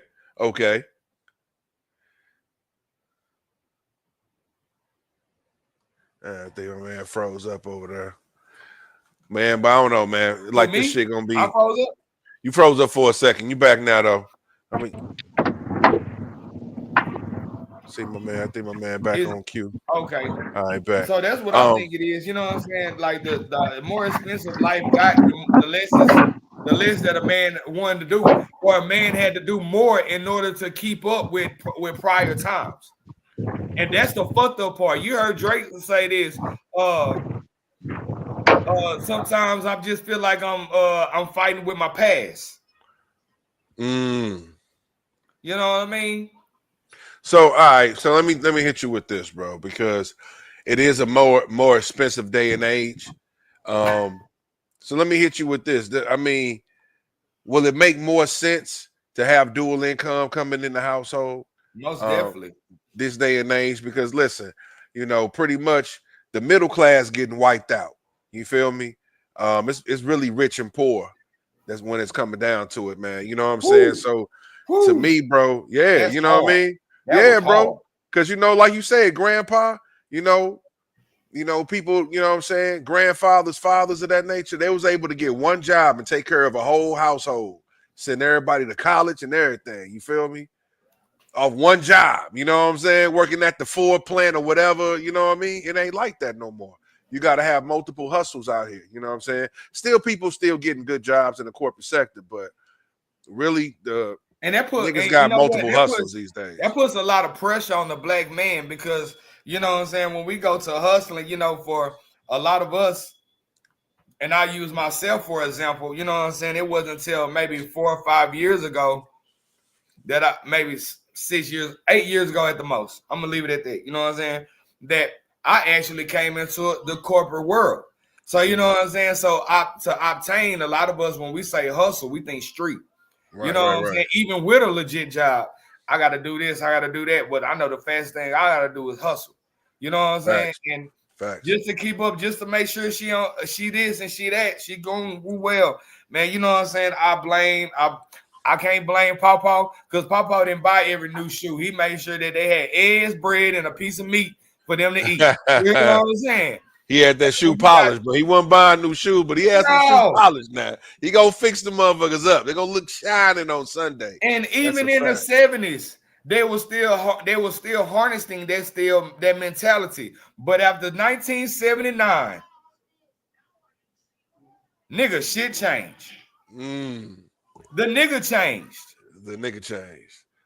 Did the nigga change or did the circumstances change for the man? Circumstances changed. We ain't no broke niggas no more. Nigga, we got money. money. Yeah. I said money. Yeah. You know what I'm saying? Right. So if you remember, even looking at, I remember one of my favorite movies is The Mac that came out in 1978, going towards that era. Sir. You know what I'm saying? Shout out to Max Julian. You see what I'm saying? Now, you know what I'm saying? What was that other guy?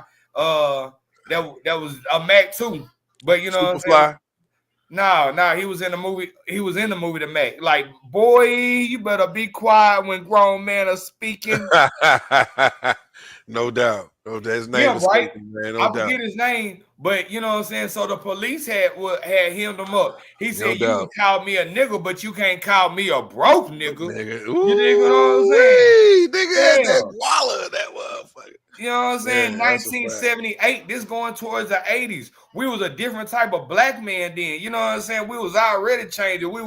We had Cadillacs. We had Max, so that they hit another level of peak. So when that peak down, and we know anything about, you know what I'm saying, GPS, DPS, you know what I'm saying, far as, you know what I'm saying, micro, y'all know I'm a nerd too. I'm a hood nerd, y'all. Y'all didn't know. You know what I'm saying? If you know anything about micro and macro economics, you know about GTS, gross domestic product, GDP. I'm sorry, gross domestic product. If you know what I'm saying, if you look at Times, New York Times, they put it out there every day, right? So when you look at GDP and you have a peak, you also have what they call a slope. And so since the early 2000s, after 2005, I want to say that the black man has been in the peak, because that's when that shit started coming about, that 50-50 shit, roughly around 2005 going forward. Anything about that time, everybody had it. Niggas had money. Women looked good in it. They weren't expensive. We was expensive. We was spending all the money. Hell, buying rims, 20s, this, that, another. They wanted some jellies. They wanted their weed done. You heard me? Yeah, they wanted shit like that. We was breaking off all that, no doubt. Simple shit. That's a fact. So, no doubt, bro. I mean, I think can a woman, but the crazy part is a woman don't have to go 50-50. They can survive on their own. So what the fuck we doing wrong? That's a fact. That's the question. Huh? You finding the wrong women? Entertaining wrong shit. I don't think a woman should ever be broke, and they ain't gonna like. Chat is not gonna like what I say. They gonna call me a young. They ain't gonna like what I'm gonna say. But listen, anybody that know that listen, I know pimps and I came from pimping. So, you know what I'm saying? Any woman that, you know what I'm saying, got some, listen, I done seen a lot of women feed their families off. I know what you're I'm saying. just saying. So at the end of the day, and you might not like what I say, a woman should never be broke because they got something that every nigga want. Hey, like Rollo the pimp say, too many fat asses and empty purses. So I mean, so basically, you know what I'm saying? What you're saying is that you don't mind a woman who is successful in a work field. You know what I'm saying? I mean, I guess, you know, they want to say some men are intimidated by I mean, that. to a certain degree, I'm gonna be cool with it. I'm gonna be cool with it because I've been in that situation. But it go to an end that, you know what I'm saying, they start showing that muscle, and you in that whole cooking food and shit like that. You know what I'm saying? That you know, it just that ain't how that shit supposed to go. Everybody supposed to be equally yoked. So you know what I'm saying? For so long, a female will let you do that shit. You know what I'm saying? Because they come from nurturing. You know what I'm saying? They come from breast milk. You hear me? You know what I'm saying? They're different. They hold their own titties. So you know what I'm saying? So goddamn, they come from a nurturing understanding. Then they gonna help you. All right, no doubt. After so long, bitch, you gotta be gone because you ain't bringing nothing home. Sure. Shit. And that's just how they go. I done seen it too many times. No doubt, man. I just think, yo, man, listen, man, whatever works in your household, man. You know, if 50-50 works in your household, whatever. I just think that, you know, it might not ever, it might not be ever equal in the finances that you bring to the table, but it always should be equal in the effort that y'all bring. You know what I'm saying? You know what? I honestly say, I don't believe in 50-50. I would say I do believe in a split, though. It could be 70-30. It could be 60-40, but I do believe in a split. I can't take care of the whole situation. You know what I'm saying?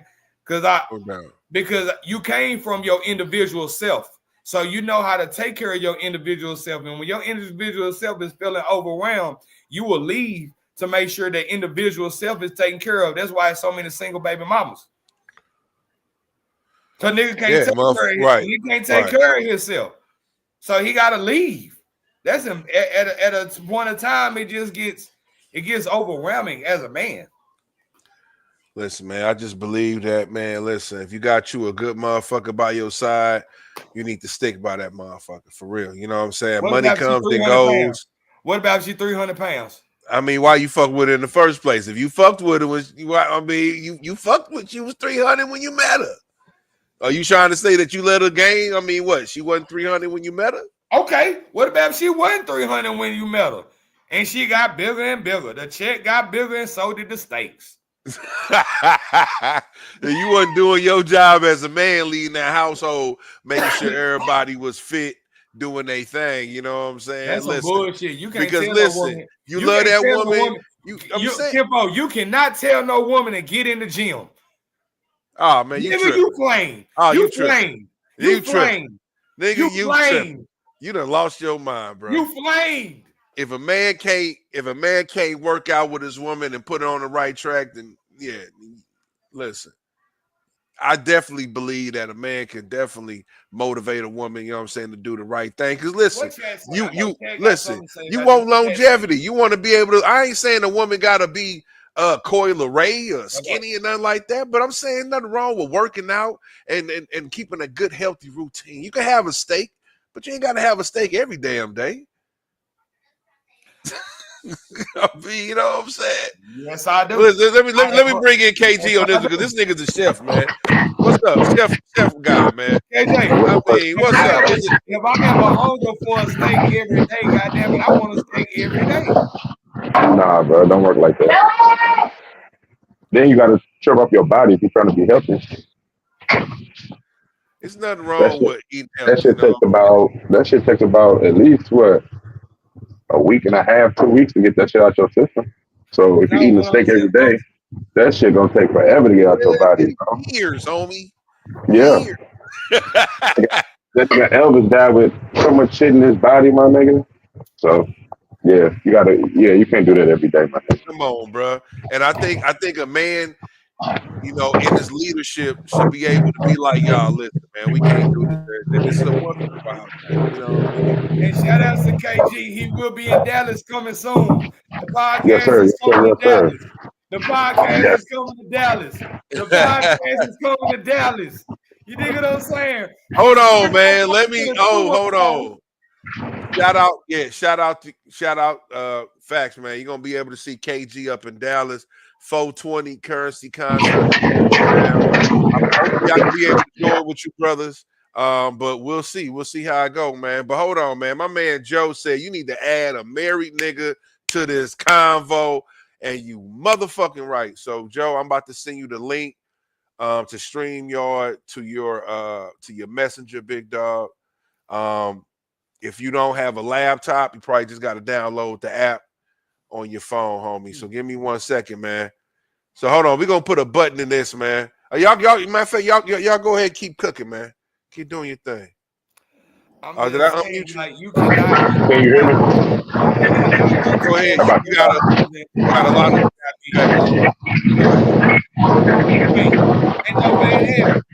Ain't no way in hell. It creates insecurities. What's that? Go ahead. Speak your wisdom, bro. I ain't know what you were saying. I couldn't hear you. What was that? Gym. You know what I'm saying? You getting a little trim. You know what I'm saying? You know, love her for 300 pounds, you know what I'm saying, when she wasn't. Now that's hard to do, Kenfo. You think you can really do that? You can follow, you can stay in character, because that's what I'm gonna call it. You can stay in character while a woman is just like, you know, gaining that body love. I mean, listen, man. My thing is this, man. I think you can get motivation by participation. You heard? Like, I don't think you should be just telling your woman to do this, do that. I think you need to be walking that journey with her. Y'all both in the gym. Y'all both eating the same shit. You ain't eating the steak while she eating veggies. Y'all both on the same journey. You feel me? So y'all both going through the same ups, pains, downs. Y'all both craving ice cream. But you know what, baby? We gotta go. By the way, I got we gotta be each other's crutch, man. You gotta be each other's crutch. If you know better, you do better. You know what I'm saying? Listen, we back in the day, dog, them pork chops they was cooking and shit. There was some different pork chops. They didn't have all the worms and pesticides. Listen, dog, food ain't I the will same. never. I have. You know what? And you ain't ate a pork chop before? I don't eat pork. You ain't. Have you ever ate pork?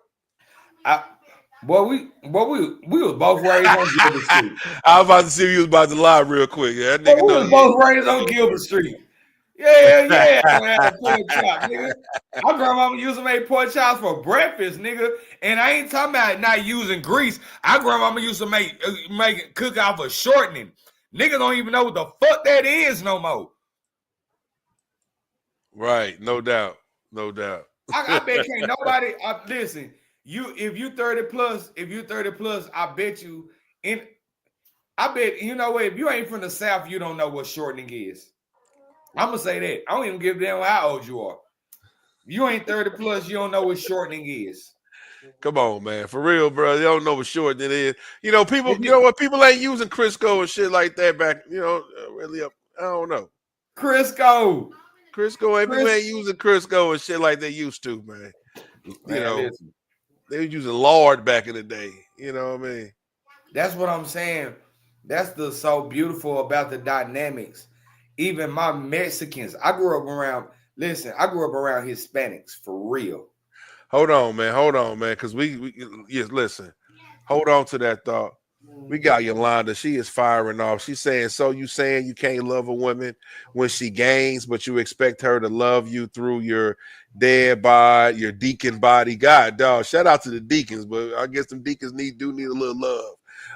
And we all know that the shrinkage happens as the stomach protrudes. No, I'm not saying that, Yolanda. I'm saying you should love your woman through all her trials. You know what I'm saying? If she's gaining weight, no, you should definitely love your woman in all her stages. What's love? Is love telling a person, hey, you look beautiful when you didn't, when you 5 years ago you was amazing, now 5 years later you're blazing? You know what I'm saying? Is that? Are we? Is love telling the truth that, babe? You know what I'm saying? Maybe. You know what? Because I know. You know what? I keep speaking in the first tone. You know what I'm saying? First person. Like, you know what I'm saying? I'm there.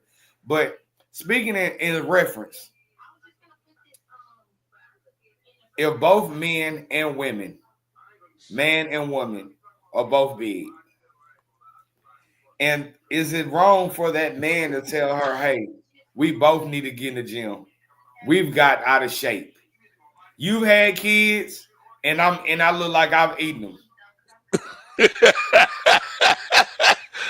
Oh, yo, it's nothing wrong with somebody wanting to change themselves and, you know, caring. I mean, but listen, if she don't And go what on about if journey she with say you, I think I look good, baby.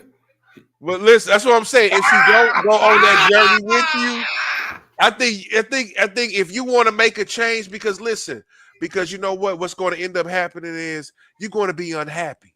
You know what I'm saying? You're going to be unhappy. And if you're unhappy with yourself, you're not going to be able to love somebody the way they need to be loved. You know what I'm saying? But hold on to that thought, man, because I got to bring up two people in this motherfucker. My man said we need some married people, and damn it, he's right. So let me bring up my man Joe Crack in this motherfucker. And KG, let me know when you're ready, bro. I'm going to bring you up too. Okay. Yeah, we got the Texas motherfuckers in the building. Yo. Okay, so I kind of jumped in late on y'all conversation, man.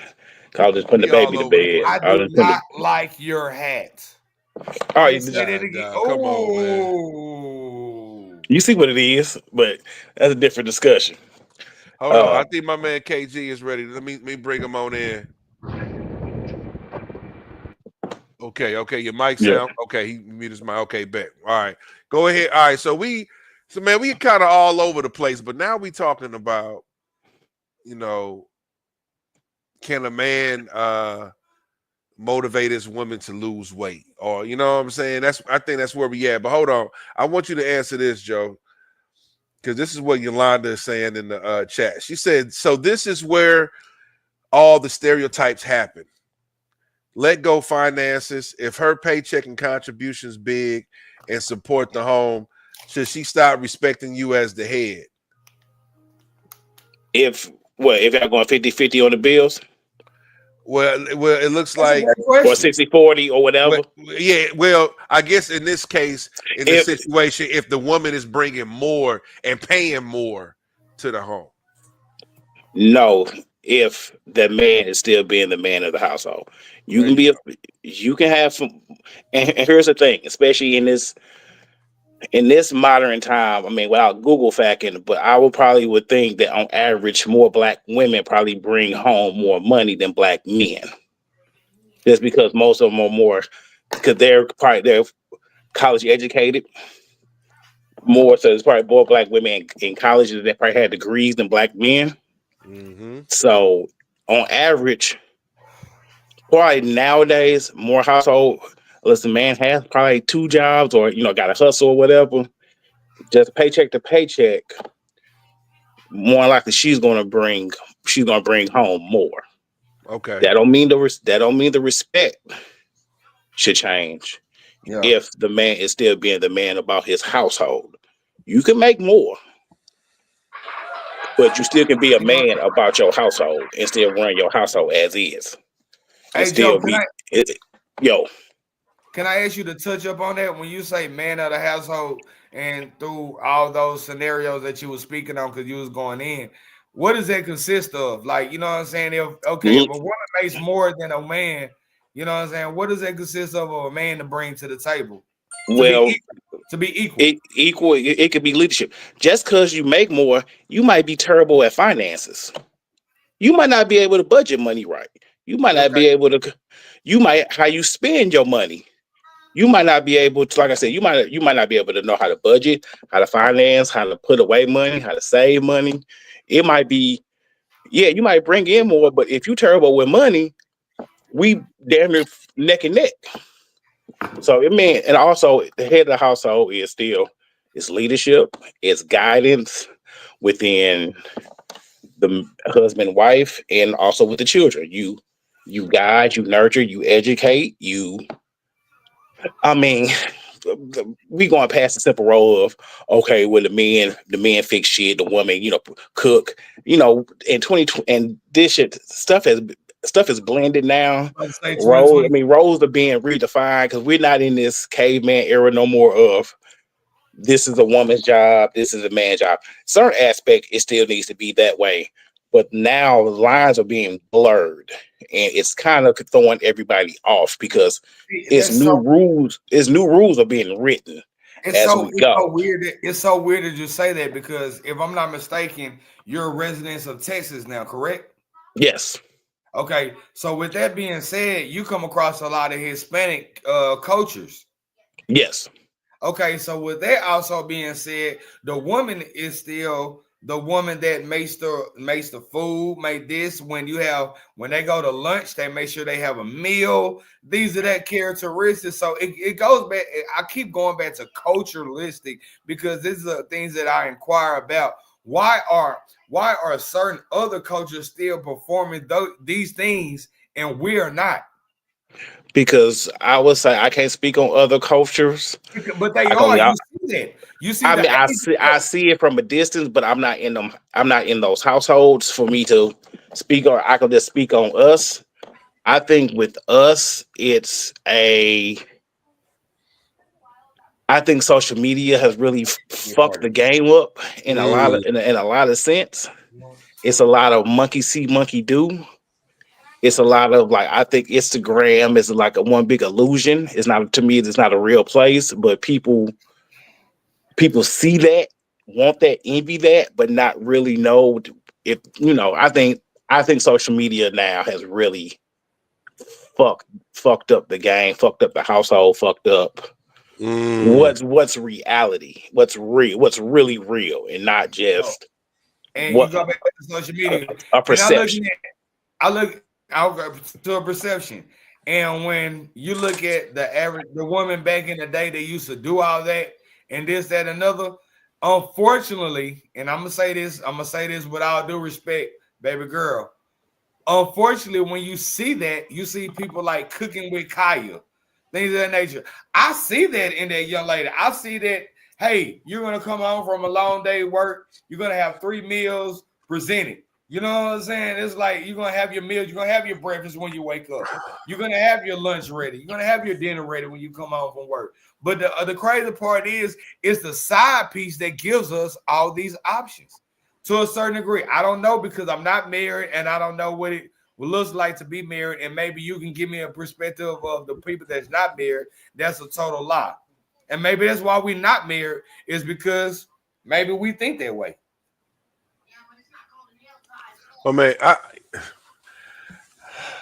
listen, I ain't been married, but listen, I would definitely say this. I think in any situation, any type of relationship, it got to be communication. You know what I'm saying? Like, oh damn, my man Joe. You got to bring Joe back on. If he come back on, he gonna come back on because that's the married man, right? And that's what we need is in this dynamic. But listen, I just think that's communication. Do we have a married? I don't know a married woman. Hold on. Well, listen. Well, you know what? Until Joe come back through, I'm gonna keep reading these comments. Okay, let's see here. Let's say Yolanda's on fire. She say because they were not denied their culture and their history. Meanwhile, we are still piercing ours together. Our history is mirrored from the Caucasian teachings. Listen, I mean, once you disconnect somebody from their heritage, you can kind of fill in the blanks on what they feel is the way to go. You know what I'm saying? That's definitely a fact. So I fuck with you on that. But getting back to that, man. Hey, shout out to everybody that's in chat right now because y'all going in right now, and I love it. They going in, and I love it. I'm glad we talking about some shit people want to fucking hear. This is beautiful. But listen, man, I just think communication. If you want your wife or your significant other to cook in some lingerie or whatever, you just need to communicate that. Because I think That's why some men might go the other way. They're kind of afraid to telling a woman what they want. You know what I'm saying? For fear that they might not want to fuck with them. KG got something to say. You gotta get off of mute though. He muted himself. I don't know. He muted himself. You muted yourself, KG.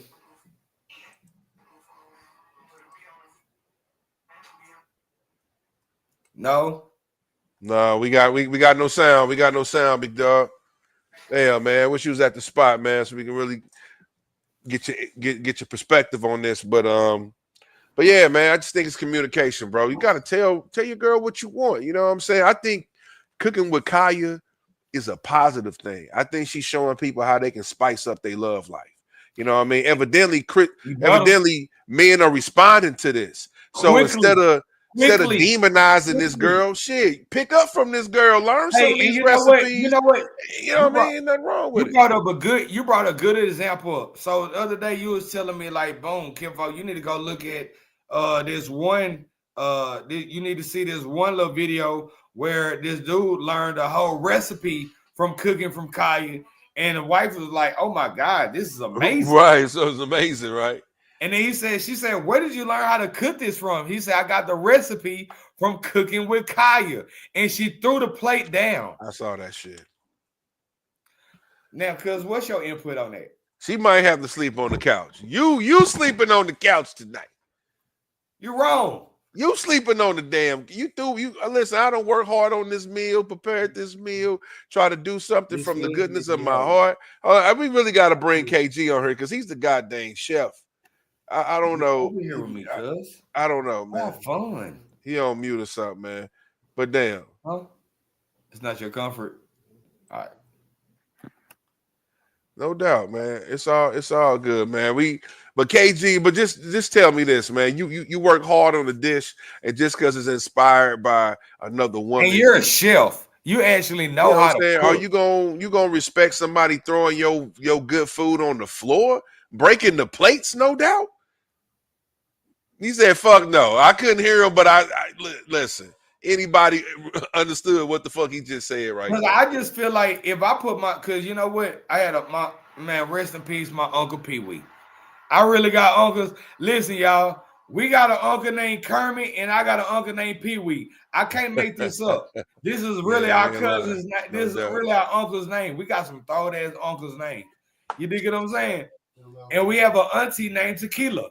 You can't make this up, man. You can't make this up. My man is not lying at all. But listen, when I go back to saying that, bro, when you go back, if you put Uncle P, we used to say, when I cook, I'm cooking out of love. When he made that gumbo, he say, nephew, I made this gumbo out of love. So, you know what I'm saying? So a lot of people, when they cook out of love. I feel the love in our grandmother's place. I feel the love in my aunt, your mother. I ain't gonna say her name, but you know what I'm saying? That was when we went to Thanksgiving in St. Louis all the time since I was a kid. That people don't know. Yeah, I've been going to St. Louis since I was a little boy. No toy. You know what I'm saying? You understand me? Yeah. Talk to him. You know what I'm saying? But we go later about me and the Lou, huh? About the slabs. There's a different slabs. But but you know what I'm saying? When I used to go to the Lou and Auntie used to cry over that meal because I know she went hard over it just so we could have a good time eating this food, say, good. You hear me? Like the Campbell soup. You hear me? So you know what I'm saying? So I know it's love in that shit. So if I put my thought and heart and soul and thought about you to make this meal, could get what? I could have made this meal for myself. I could have made this meal for my side bitch. I could have made this meal for somebody. I could have been on some finesse shit, but I thought about you. I thought about my woman. And I said, boom, I'm gonna make this meal for you. And you throw my shit on the ground, you threw me on the ground. Because my heart went with that meal. You hear me? You threw me on the ground. You know what I'm saying? Yeah, bro. I mean, so basically, you gonna feel away if your woman throws your plate on the ground. Right. That's what I'm saying. I think so. I think that's it's fair to say, looking at these other three panels, that we understand that shit come from the heart. This conversation come from the heart. This union come from the heart. This food that Cuz cooking gonna come from the heart because he ain't gonna play with them. He gonna make sure they gonna get their money's worth. That's So a if you fact. come back at me telling me some other shit like other than I ain't go hard, out now, my nigga, we got a problem. We got a problem. That's a It's fact. kinda, you know what I'm saying? That's a fact. I And ain't listen, never man. Let me get into this, man, because we get some real women perspectives, and that's what I like to bring into the conversation, the other side, the things that men might not know what a woman is thinking about. I like this, but Yolanda is saying men believe women don't have fantasies and desire that we don't speak on. At the same time, men choose to seek attention from other women to get satisfied, then expect women to forgive and forget.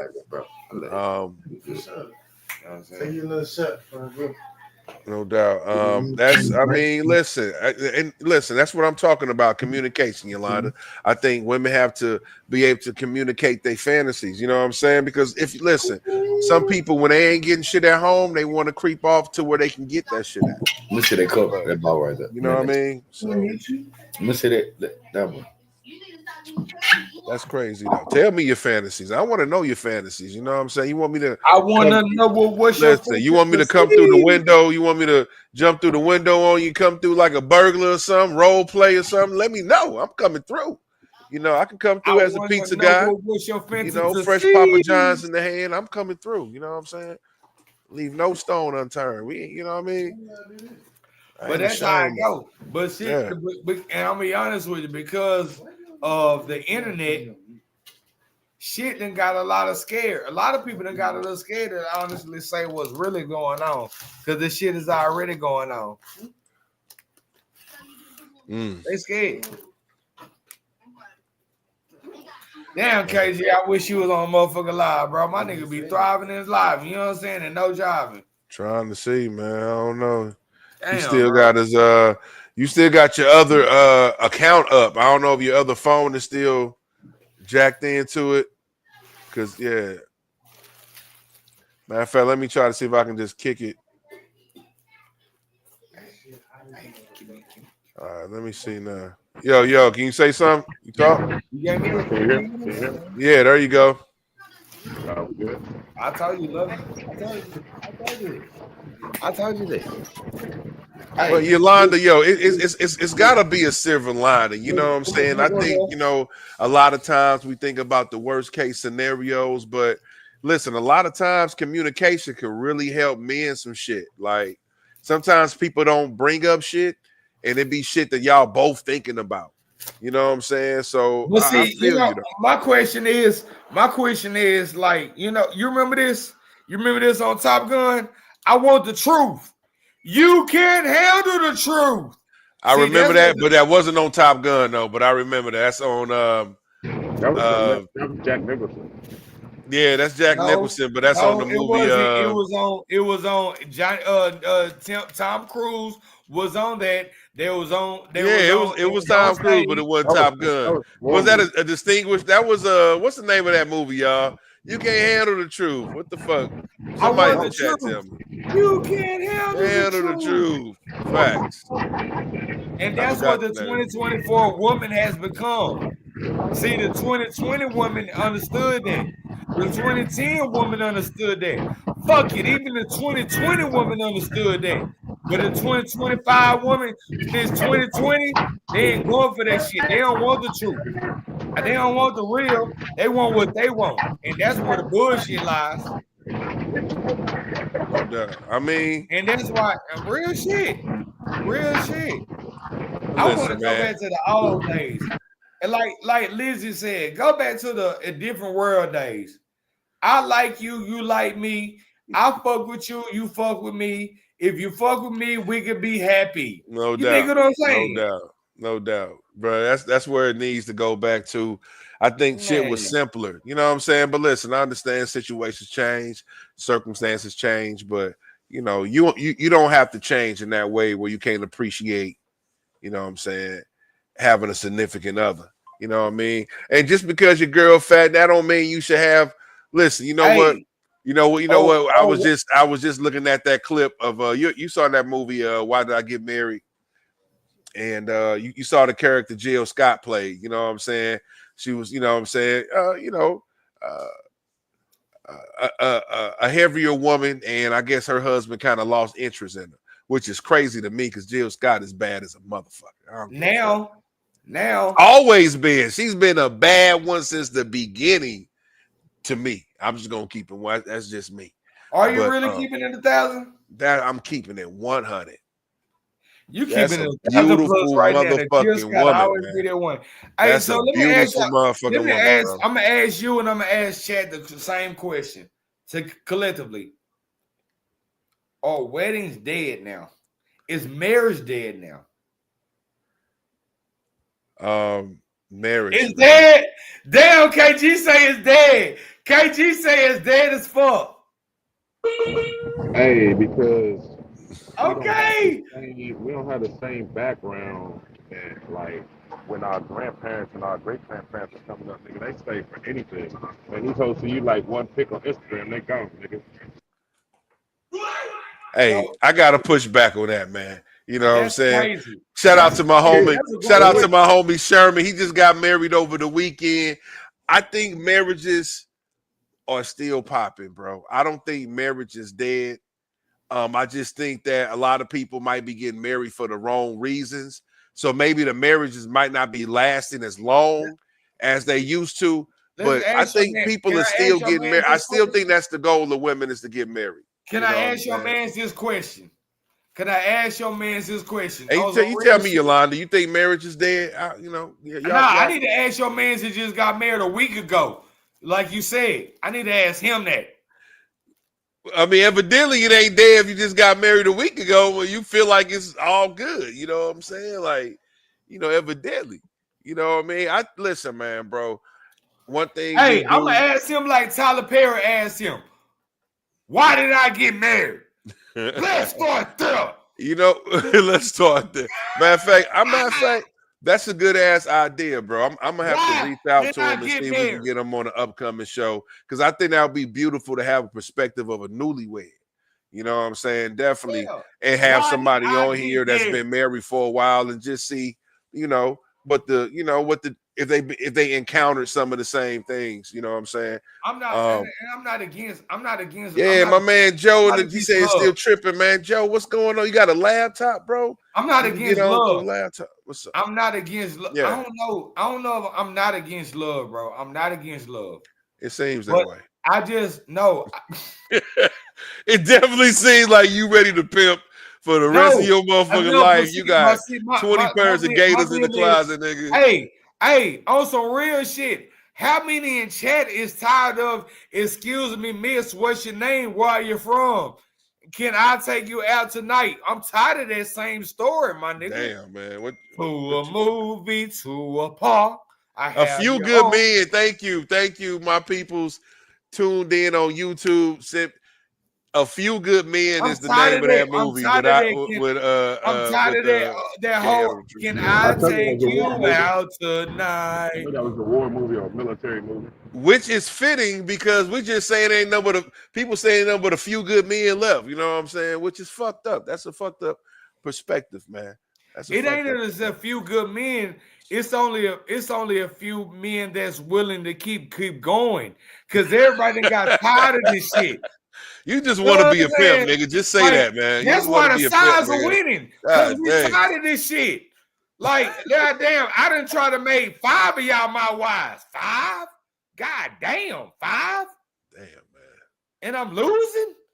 I'm just saying, not me personally, but I know plenty of people that been in that situation. But you know what, man? I was watching. Listen. I got a partner that asked his woman, his baby mother, and fuck it, I'm not gonna say his name, but I'm gonna tell a scenario.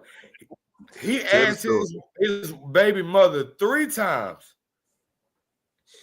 Let me put my hands in your, let's get married. You know what I'm saying? Let me give me your hand in marriage. And she said no 3 different times. Word. So it's not the kids that I thought that it could bring a motherfucker together, which y'all didn't tell me. It's not love. It's not goddamn commitment. Like, what the fuck? So I don't believe in marriage. So I shout out to your partner, and I hope he longevity. But goddamn, you know what I'm saying? I think you waited for the other shoe to fall for real. You like, no, come back in 6 months and say they got divorced and stuff. Shit. Now, you know what? At one point in time, I asked myself, I was like, bro, I ain't go to no weddings. And I look at my lifetime as an adult. I'm going to say. Right. Most people go to more funerals and weddings, you know what I'm saying, this day and age, right? And but let me. What? And guess what? And the fucked up part is because you're talking to a former mortician, y'all, if y'all didn't know. You know what I'm saying? King Trey, you know what I'm saying? I used to mortualize. That's crazy. That's crazy work in itself right there. We can talk about that later if y'all want to. Ask the Undertaker. If y'all want to have a different conversation, go ahead and ask the Undertaker.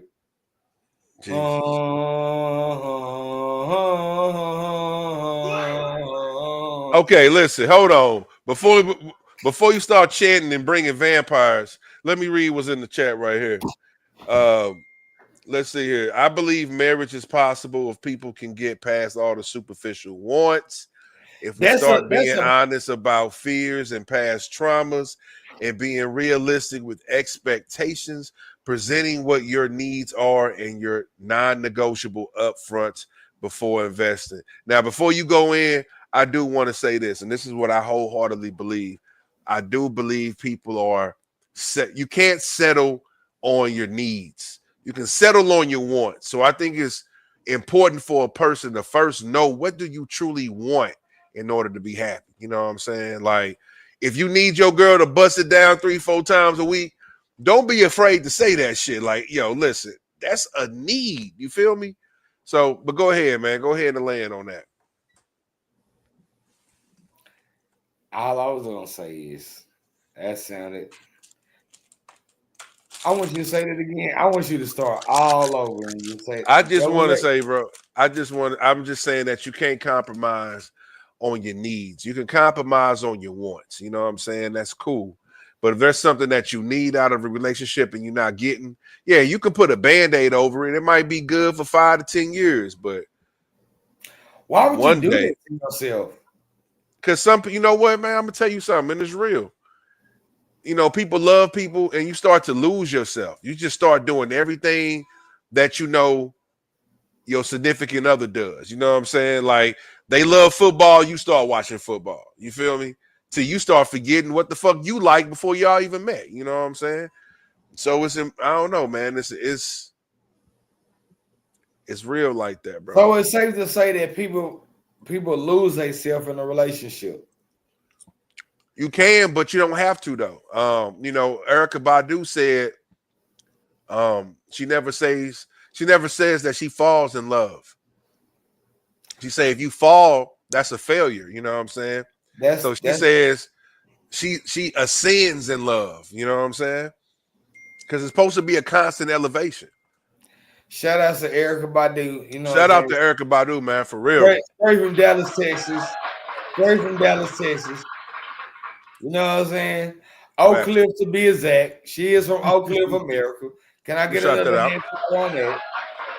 You know what I'm saying? They're OC.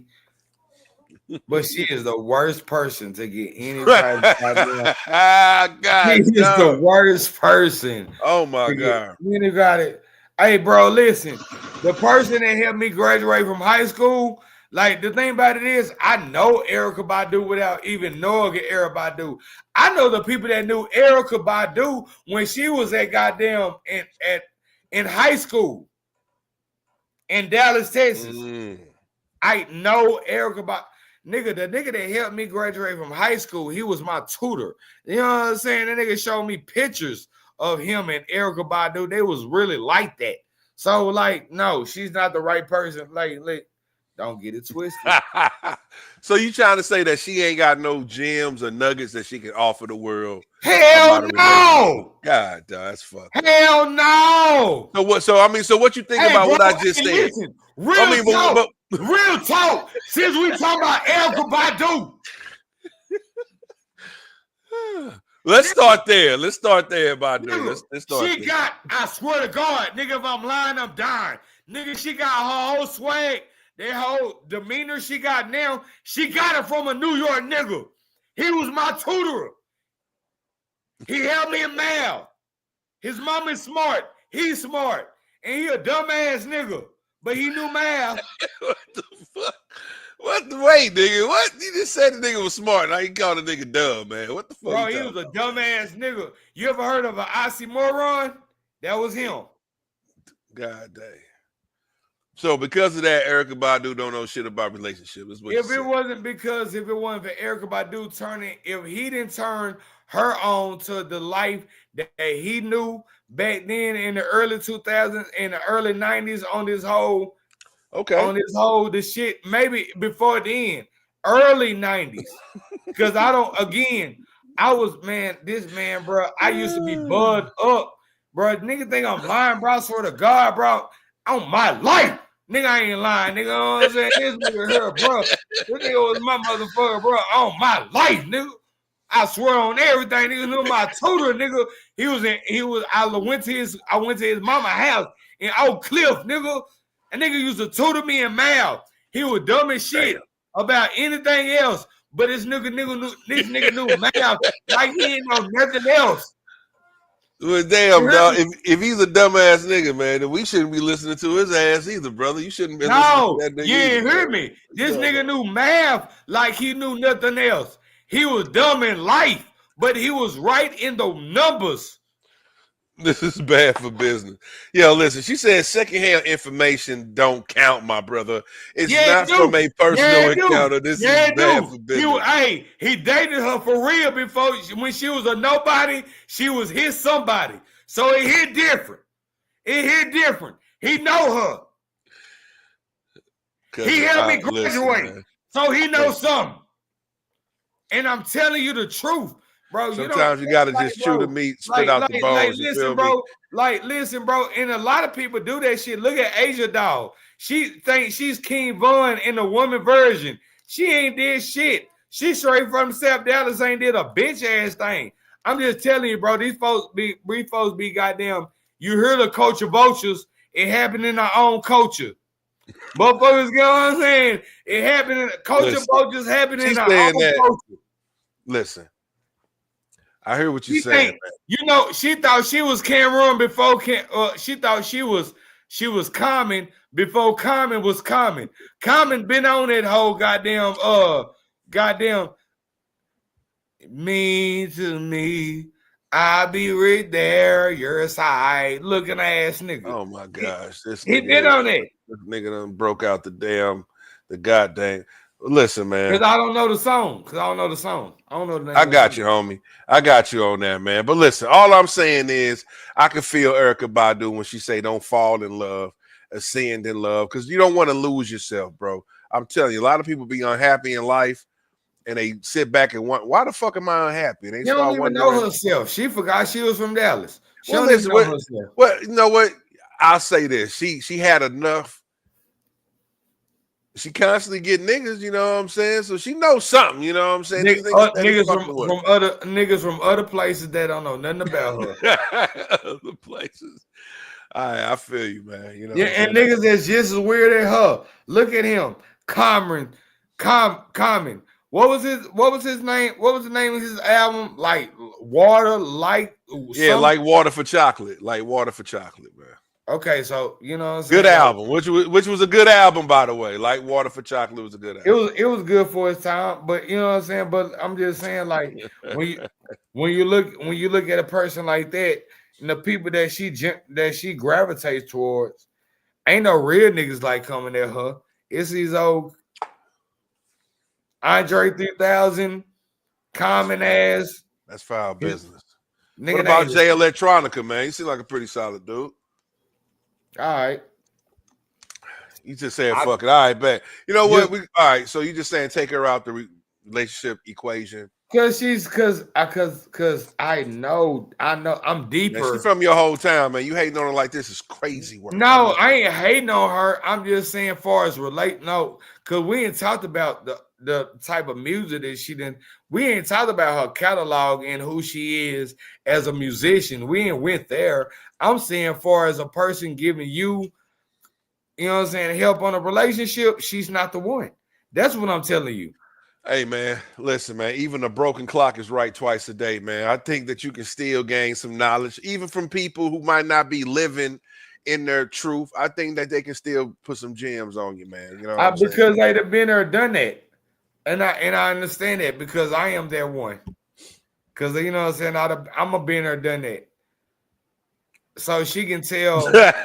He say the hating is real, man. Hey, bro, you getting labeled as a hater. We gonna change the subject. They labeling you as a hater. No. They calling you a hater, my nigga. Listen. God, I don't listen.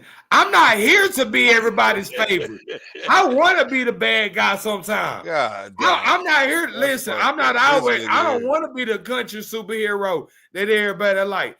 I want you to be the country hero that everybody despite. You know what I'm saying? Like sometimes it's gonna go like they that. Gonna boo your ass like Hulk Hogan got booed. Hey man, listen. A few nights ago, man. Listen, booze is the same. Listen, booze is the same as cheers. I don't know who the fuck told you that shit, nigga. But I guess so. You know what? I guess you're right in a way. Because every time I walk out, like look at wrestling. Every time I walk in and everybody booing, that means I'm famous in some type of way. Man, no doubt. You know, that's why I can't wait for next week, because next week is gonna be it's gonna be a great episode. And we're gonna talk more about this, man. But you are hating, you know what I'm saying? But we're gonna get off because I love Erykah Badu, but you know what I'm saying? Y'all love her as an artist. And I love her as an artist. I know her. I love her as an artist. I love her as a sex symbol. I love her as just. You know what? Because I know she'll fuck up my life. I know would be she so would. petty as you telling me, as you saying something like, "No way, I ain't gonna do you like that." But I could go to your words, but I ain't gonna do that because I love you. No doubt, man. No doubt, man. I appreciate that. I appreciate the saving right there, man. Listen. Okay, we're gonna pivot and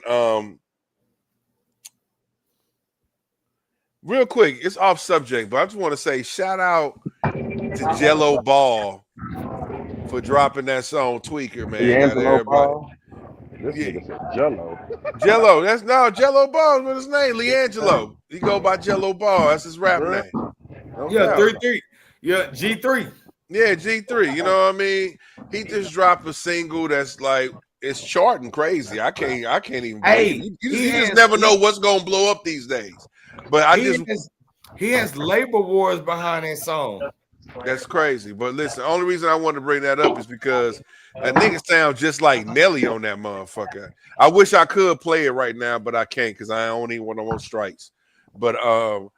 But yeah, man, he sound like Nelly. So I just wanted to shout that out because if you listen to that nigga hook and all that, like, damn, this nigga sounds just like motherfucking Nelly. So shout out for niggas for Nelly still, you know what I'm saying, still being in the fabric of this culture, man. A lot of people down south don't feel that. Don't feel what? That he sounds like any Nelly. That nigga sounds like Nelly, bro. That whole cadence. I can give you the exact same song, the cadence he got that shit off of. If you listen to that Nelly and Kelly song, because that nigga like what that nigga like what that nigga say? I might swerve. Whoa. What the fuck? What he said? That nigga say I might bend the corner like whoa. Yo. Nelly had the same cadence on that Nelly and Kelly say. He was like, I got special ways to thank you. I'm telling you, man, it's the same. It's the same cadence, my nigga. I'm keeping it 100 with you. No. Dog. Hell no. You know what I'm talking about, bro? You know what I'm talking about, dog. No. It's the same. Hey, the whole internet done brought this back to the goddamn old Boosie days.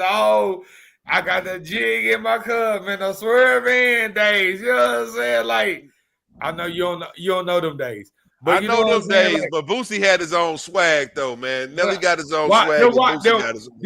Then why does Boosie want to get on the verse? And Moneybag Yo.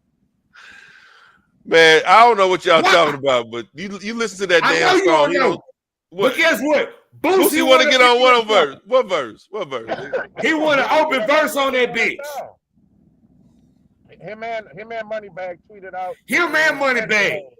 They tweeted. Oh, you talking about that song? You talking about Tweaker? Hey, listen. I know y'all know. But listen, I was in college 2009, 2010. These was my young days. I graduated in 2012 from Prairie View A&M University. Hello. You know what I'm saying? But listen, nigga, them days right there, man, stop playing.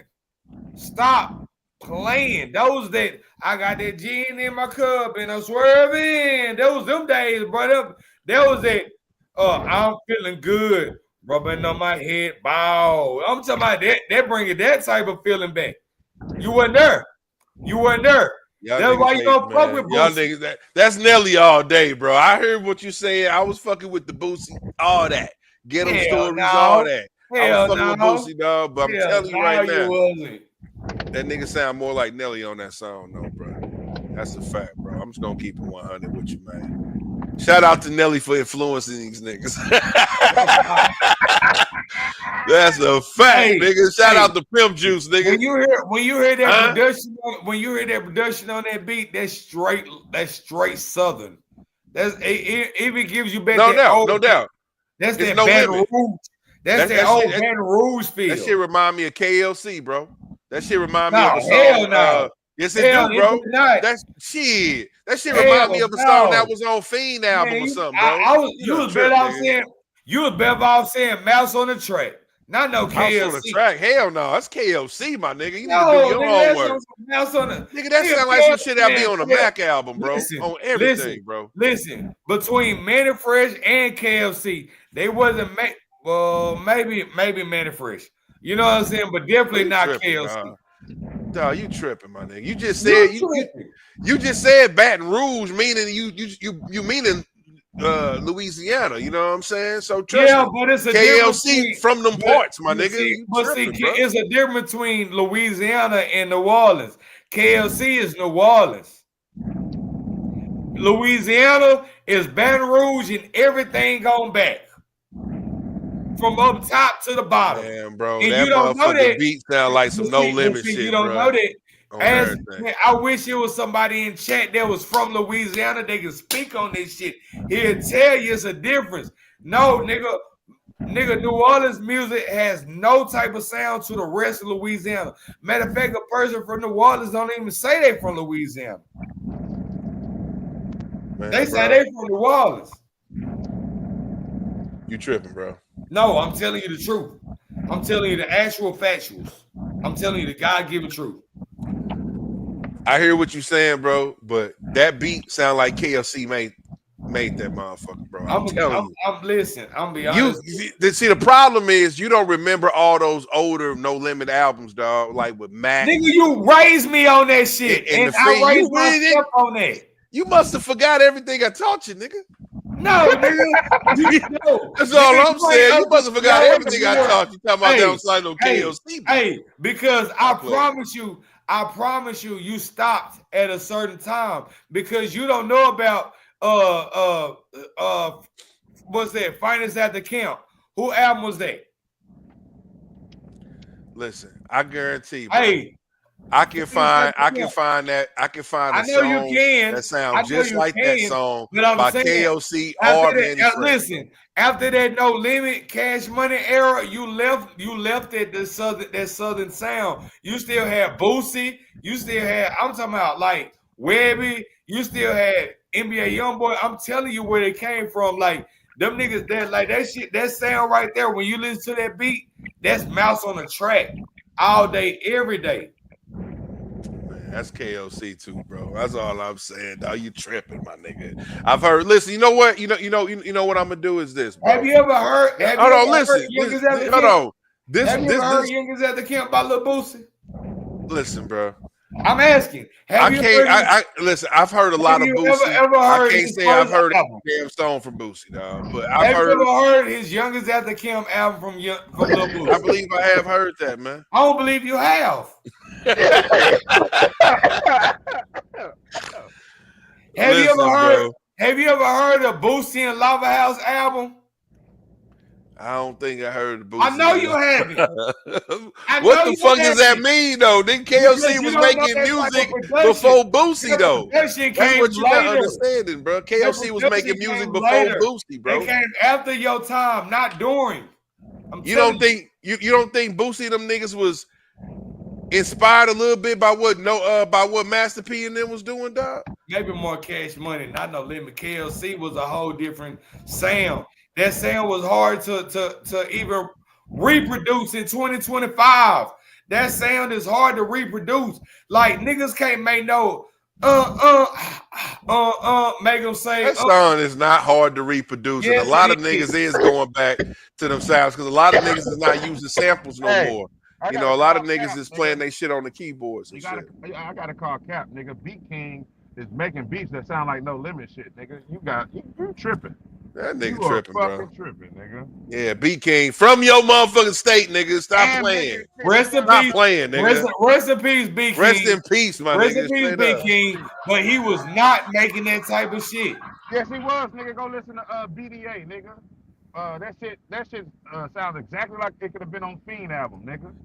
Yo, hold on, man. My man Joe finally back on with us, man. Let me add my man Joe to the stage. But yeah, you tripping. BK can make them beats, nigga. You tripping. As a matter of fact, you know what? Let me ask Joe this because he might not even heard that song, bro. Joe, matter of fact, if you haven't heard the song, I want you to mute yourself and listen to about 5 minutes of that song. Have you heard the song by Jello Ball called Tweaker? Yeah, man, that's little shit, dog. Don't that nigga sound like Nelly on that shit with that hook, man? Oh yeah, that's all. That's St. Lunatics. That's Juvie. Thank you, man. Y'all so fucking biased. It's ridiculous. Fucking biased is ridiculous, bro. Bro, it is what it is, my G. Y'all biased is shit, and that's crazy. Y'all. Wow, who you saying? So let me ask you this, Joe. Because because I know, hell. That's Nelly, bro. Like mouse on the track. Dog, nobody sounded like Nelly when he came out, bro. He had a very distinct sound, my G. Nobody in the game was sounding like Nelly. Now, Master P trying to get a fake Nelly when he got Chopper. You know what I'm saying? He's trying to get a fake Nelly, but nobody was sounding like Nelly, dog. I'm trying to tell you, bro. Well, I'm glad I'm from Texas because before I heard of Nelly, I heard of Big shout out to Chopper, too. I don't want to call you I'm glad I'm from Texas. But before I heard of Nelly, I heard of Big Mo. Yeah, shout out to Big Mo, man, for sure. R.I.P. We ain't saying who came out first, nigga. We just saying the nigga. No, I'm just saying, like, no, and then it was Charlie Boy. And I give Nelly, like, I ain't gonna take nothing. Nelly, I fuck with Nelly Country Grammar. I fuck with what was after Country Grammar? You don't even know. You're not from here, Nellyville, nigga. Nellyville. Yeah. I'm gonna tell you like this, bro. I'm gonna tell you like this.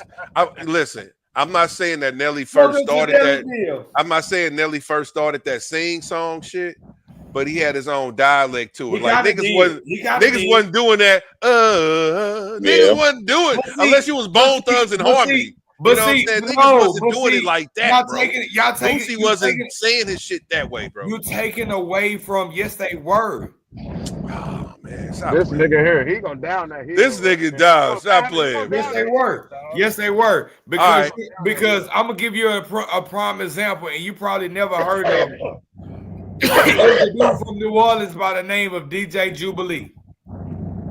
I think I heard of Jubilee. Your high girl and my high girl was sitting by the bayou. That whole bounce, they were singing and rapping at the same time. You know, I'm not saying that's what I'm saying. I'm not saying that Nelly started singing rapping because you had niggas like Domino who was doing that shit way back in the gap.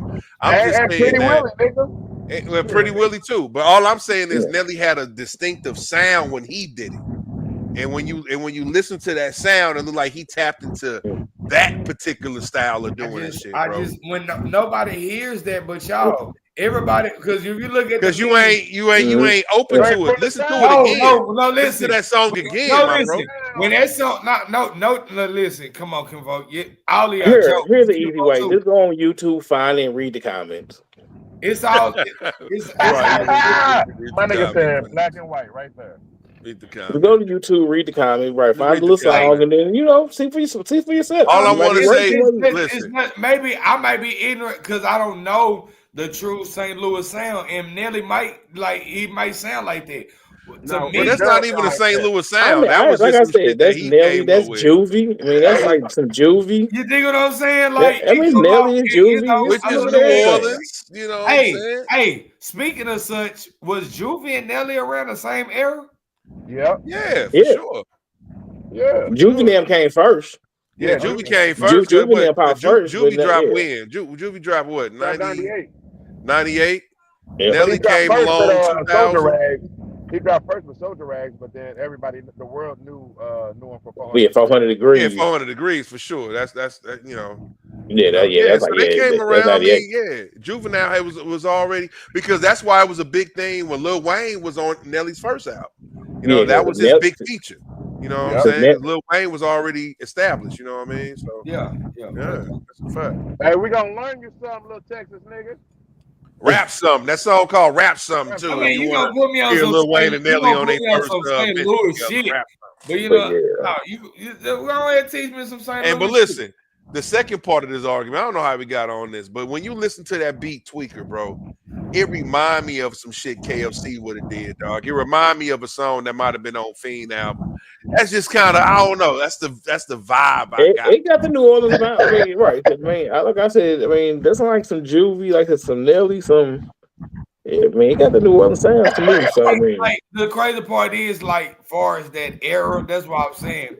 Far as that era, the only person that can really speak and like really be the spokesman of that era is the youngest person of that era. And that's why Boosie said he wanted to be on that song. Because it's only right. I think I think I saw Moneybag Yo. Nelly on that motherfucker. Put Boosie and Nelly on like Boo gonna get on that bitch and go retarded on that bitch. Yeah, that's but he got him one, man. He got him one. Hey, hold up. I'm gonna give it to the Ball family, bro. Right now, they 3 for 3 in the 2025. Hold on. Hey, do you think that was his response to Cam? I definitely think so. I was ready to say that. I definitely think that he got on that, like, okay, bro. Like I say, I don't know why that motherfucker song. I mean, it is a dope song, but it just blew up. Like, I don't know. Because you know why? Because it's like, I think it's from him. Niggas is right. Lil Jello came up. I think it's the person who actually, I think it's him. Somebody. So this is his first track? Yeah. No, I don't think It's so. not his first track, because he came out with a song. Because I was looking on Spotify. He only got 2 songs on Spotify, but it was some song called 9 Ball or something. He came out with a few months. It got less than 1,000 listens. Okay. Right. That Tweaker just went. That shit's in I think it went from funny. I think it went from funny to real quick. That's what happened. The internet took it to a joke, and the motherfucker that she just blew up. Like, they got it the best song of 2025. We only it's only January the 8th. It could be running, I guess. I don't know. You know, it's gonna be the first one to kick it off. I mean, he definitely got the first hit. You know, he definitely got the first hit. But it's only a kicker when he officially puts it out and he puts Boosie and I think Moneybag. Listen, you put Boosie, you put Moneybag. Really, I'm gonna tell you, you put a surprise nigga like Fabulous on that motherfucker, he probably eat that bitch. I ain't even gonna lie to you, dog. You know what I'm saying? Fabulous got a way of eating whatever he, but whatever. You definitely put Nelly on that bitch though. I think you really get a lot of attention. I think you got something. I don't think so, because Nelly, like, what has Nelly put out? This nigga just It's This nigga is real. a hater, boy. Hey. Hey man, I'm not here. Nah, you put a I'm not Nelly or listen. Juvie or I'm something y'all on there, that family. I'm motherfucker not gonna y'all go. friend. You can do an OG remix to that bitch, dog. Put Boosie, Juvie, and Nelly on that motherfucker. Do not put Juvie. Do not put Nelly on that hoe. Do not put neither one of them old ass niggas on that motherfucker. The fuck you talking about? You can't That's hate. listen. Who you gonna put on there? Blueface and what you gonna put on there? They're in prison. They locked up. Who? But if they was Yeah, free, he locked up. He locked if up. they was All right. free, I'm talking about the people who are free and the numbers are low. So That you know what I'm saying? It sound like a Detroit Hurricane nigga. Get on there. Chris. Hold on, he said Hurricane Chris. Give me my That You nigga- put Hurricane Chris on there? You know what you want on there? Know what you asking for? No, he probably want like maybe like a T Grizzly on that motherfucker. Probably, I think a T Grizzly, maybe a Big X to plug or something. No, Big S can't do right on that hoe. No, Well, maybe not. I'm sorry, not Big S, but D-Lo. There you go. There you go. Hello. There you go. Hello. There you go. And maybe YTL. And Nelly, nigga, put Nelly. I'm telling you, put fucking Nelly on that bitch.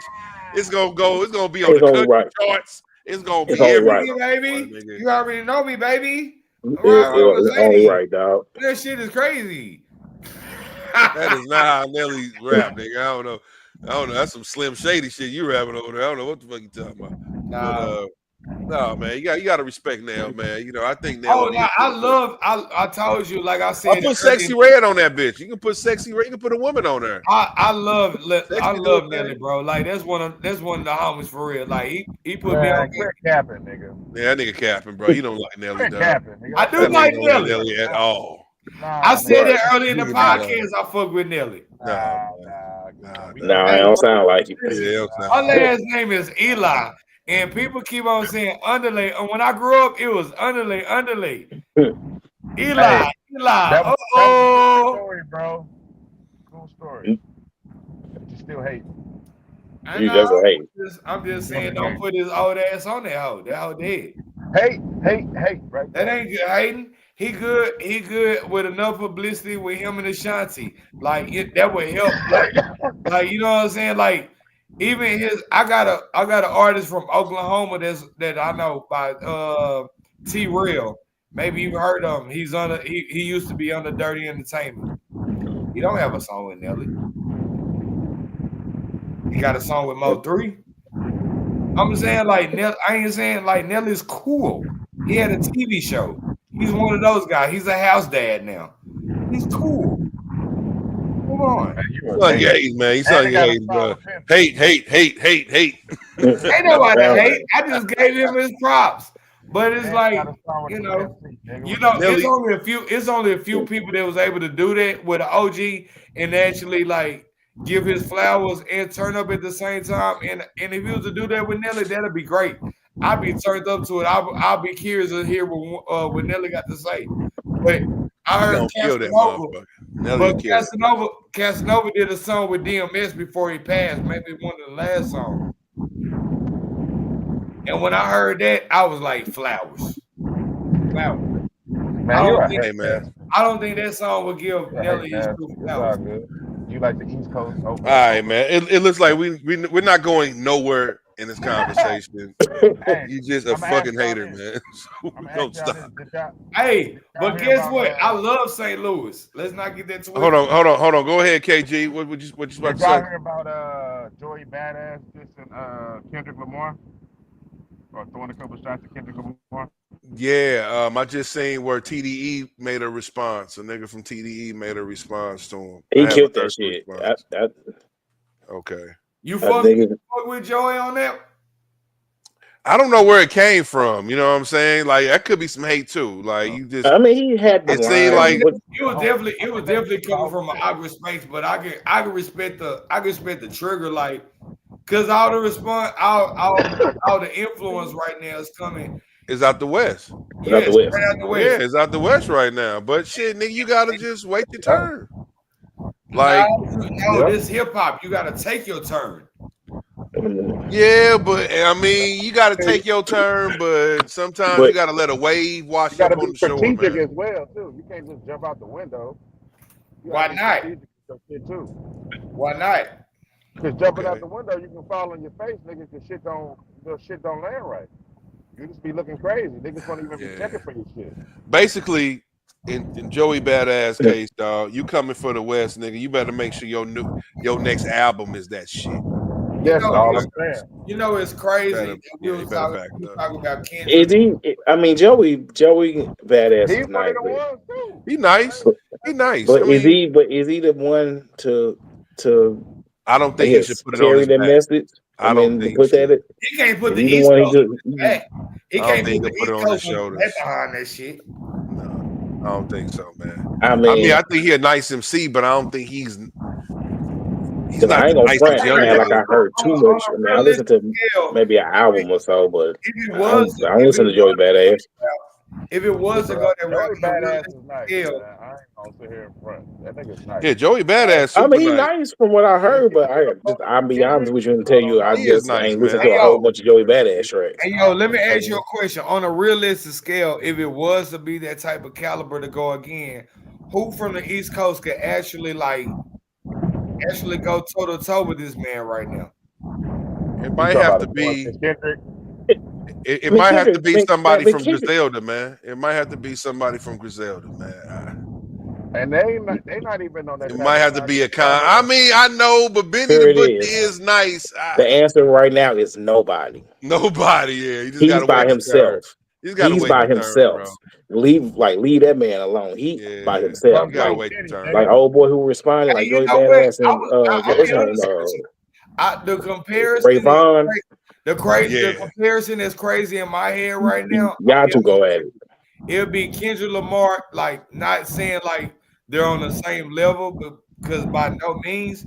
But I would love to see if like David East or somebody of that caliber would like the bro. There's levels to this shit, bro. David is nice though. I ain't the only other person. Listen, this is careless. The only other person besides Drake bowed out, and that was Cole. Bro, it's not the same. Then that's it. It ain't the same, but you know what, bro?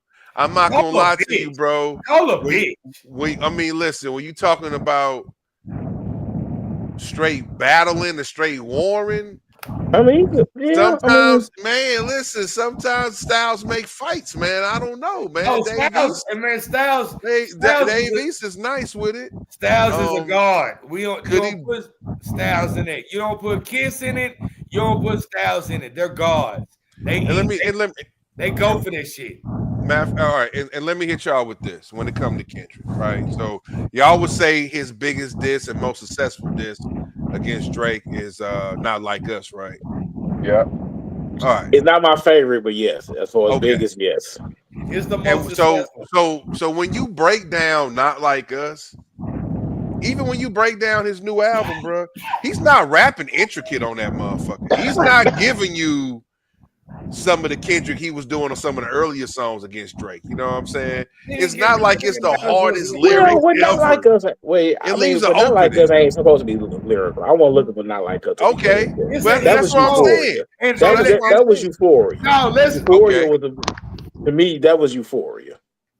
That was the one that, I mean, as far as the lyrics and as far as him kind of going on. Not Like Us is really, I mean, he dumbed it down for it, made it a straight hit. Mustard made That's the my song. point right there. Kendrick.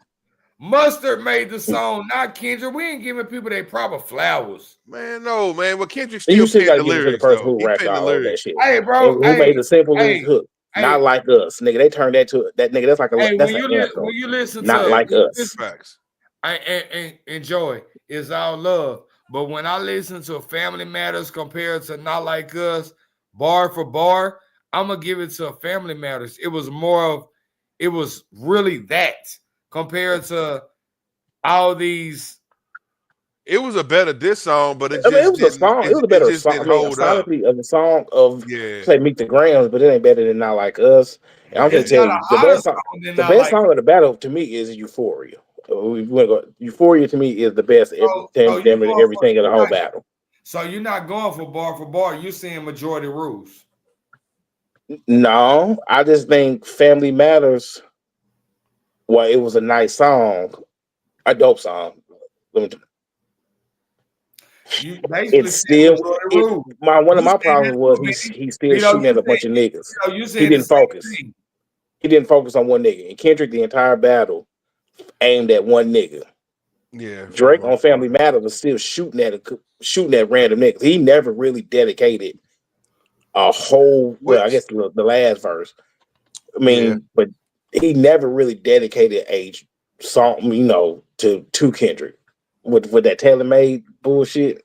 Yeah, that was it really didn't land. It didn't land. I respected that's the thing about Family. Family Matters. Don't get it wrong. It is a nice track, but to me, but you know what? I try to stay off that subject because it goes on and on. Because it goes back to what we was talking about previous in an episode.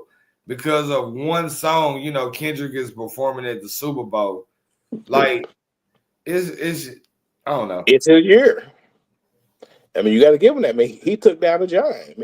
Not close. I mean, public perception was he beat this nigga ass and drug him across the damn mat. Yeah, because when you think about it, dog, the public perception. Nas did the same thing, and he came up shorthanded at the end.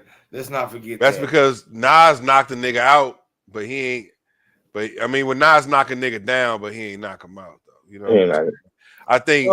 So is this a knock down or a knockout? I think it's a knockout if you want to compare it, because Drake is such a big artist for him to be at this level right now. I would say it's a knockout, but that don't mean he can't come back for a rematch and win.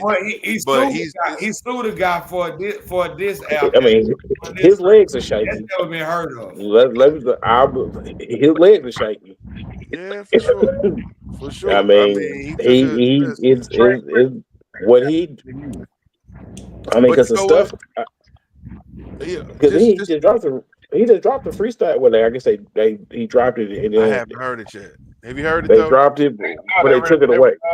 UG removed it off YouTube. I be hating that shit. They be removing niggas. That's because niggas be in their feelings and don't want to. You know what I'm saying? And that nigga was hurt by LeBron. He was talking about LeBron. He was talking about LeBron's wife, not LeBron. LeBron's wife. By LeBron's wife? Yeah, LeBron's wife, because she put on Instagram. He's talking about LeBron because LeBron was at the concert. He wasn't talking about that lady. Wait, I mean, they both was at the concert. Him and his wife. But she got on IG and she made a post and she played "Not Like Us." Well, I mean, that nigga LeBron just did a post where he was rapping "Man at the Garden."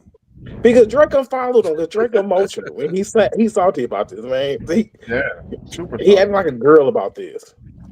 So yeah, take your L, bro. Just go, man. Go to fucking Bali or something. Just go somewhere and just shut the fuck up. Does Drake keep rapping, or does he take a break from rap right now? Just take a break, period, man. Bro. Just take a fucking break. Rapping, singing, Congo, reggaeton, whatever he would, whatever. Go act, nigga. Go do another DeGrasse. Don't even act. Just stay out the people's face for a minute, because his face been plastered man. Just stay out. Nigga, everything looks like it's everything looks like it. What's up? Meek Mill should do the same thing. Well, Meek Mill's had no choice. He got low after that battle. You know what I'm saying? He did get low. He got low after that. He got low. You know what I'm saying? And he really never came back to the he went to artist. Well, I ain't gonna lie. That championship. He went to prison after that battle.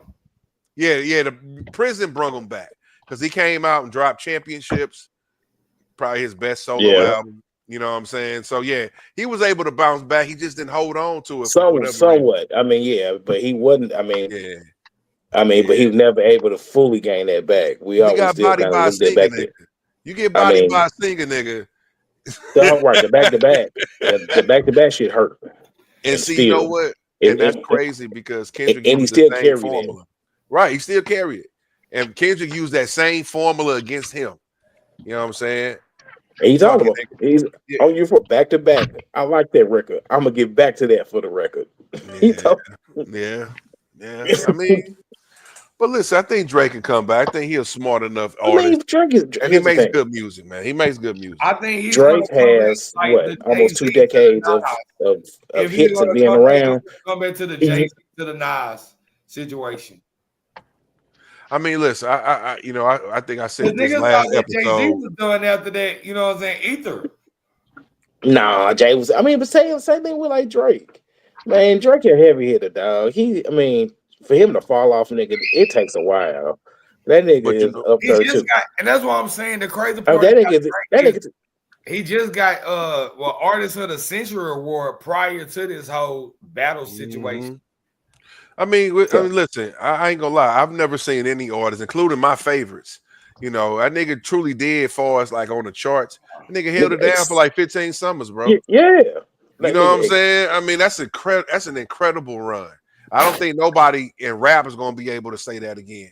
I don't know. I don't want to say never, but 15 years, dog, that's crazy.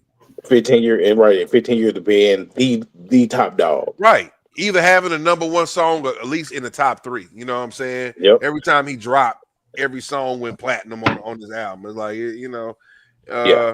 yeah, man. He listen. Right. That fall off gonna take a long time. It's gonna take a long time. You know, when you talk about Jay-Z not being broken by Ether, when you talk about Rick Ross, what them niggas did was they kept dropping good music. That's the motherfucking remedy to all that shit. And that's all it takes. Dropping undeniable hits, nigga. Fuck with that. Fuck Officer Ricky and all that shit. Just keep dropping hits. And that's why 50 Cent couldn't do that to how he did Ja Rule. Ja Rule wasn't dropping hits no more. Yep. And kind of what it is. Yeah. Nigga, if you put out the good music, nigga, we gon' right. Keep dropping that good hit, music. Right. If you a hit is a hit, no matter No matter what, bro. Straight up. You know a banger. No matter what. No matter what, hit is bro. a hit. And so hopefully Drake just get back to the music. I think, to be honest, I think Drake need to drop a straight rap album. Need to sing his shit along. Undeniable beats. Dope ass songs, bro. You ain't got to be going at no niggas. Just drop some dope ass hip hop shit. And he can't, because he really can't drop subs against him. He tried to. He did a little bit in the freestyle, but but he took it down. So he was playing them little games and shit. I put it out there for a few hours and then that shit go away. And then niggas say Drake can't pull out no subs. He can't put out no type of sub tweets. no sub to Kendrick no more, man. Just leave him alone. Leave it alone. Leave it alone. Dog, do the hit. Hey, what about like in basketball? Niggas say, nigga, I seen Light It Up, nigga. You can't do it twice. But here's the thing: he ain't got to do it twice. The first one was enough. The first one was enough. That what you call him, a hitter quitter? Yeah, nigga, he does the whole thing. He killed his body. He made sure his body was dead. He didn't leave it lingering. He went for the kill shot. You went for hold on, goddamn. Let's do a proper introduction, goddamn. You know how to do it right, and do it twice. Do it 3 times as nice. It's over. No doubt, man. It's over, you got man. KG in the motherfucking building, show your motherfucking right. Even if Drake tries to re-engage with this, I mean, the effects won't have the same no more, dog. It's gonna be like, dog, you lost and you still trying to come back. I just think the whole perception of it just now it's like, man, just leave it be. Stay out the people face, man. Say just get lost for about a year, man. We haven't seen a song like this. I hate that. Get lost for about a year. It's crazy. Sometimes you gotta figure some shit out, bro. You need some time. Either get low or nigga make some hits. But what you don't want to do is fall in quicksand. That's your two choice. Like you keep throwing out music, but it ain't hitting. That's what I'm saying. You had to drop some. Right, you got to drop heat. Like you got to drop. And you know what's so crazy? Go recalibrate, man. Just like in game banging, them old California motherfuckers made y'all feel that shit. The way they was loving that shit so crazy.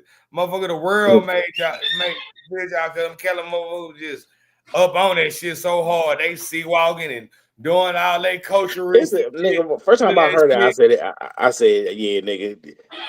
Listen, this a hit. You just because of mustard. Mustard.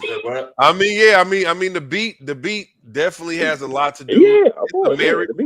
The beat definitely has a lot to do with it. But yeah, I'm gonna keep it real. We keeping it totally honest. Like you know, to me, Not Like Us wasn't the best song in the battle. It wasn't. If I'm gonna keep it real to y'all, the best song in the battle to me is the least liked song in the battle.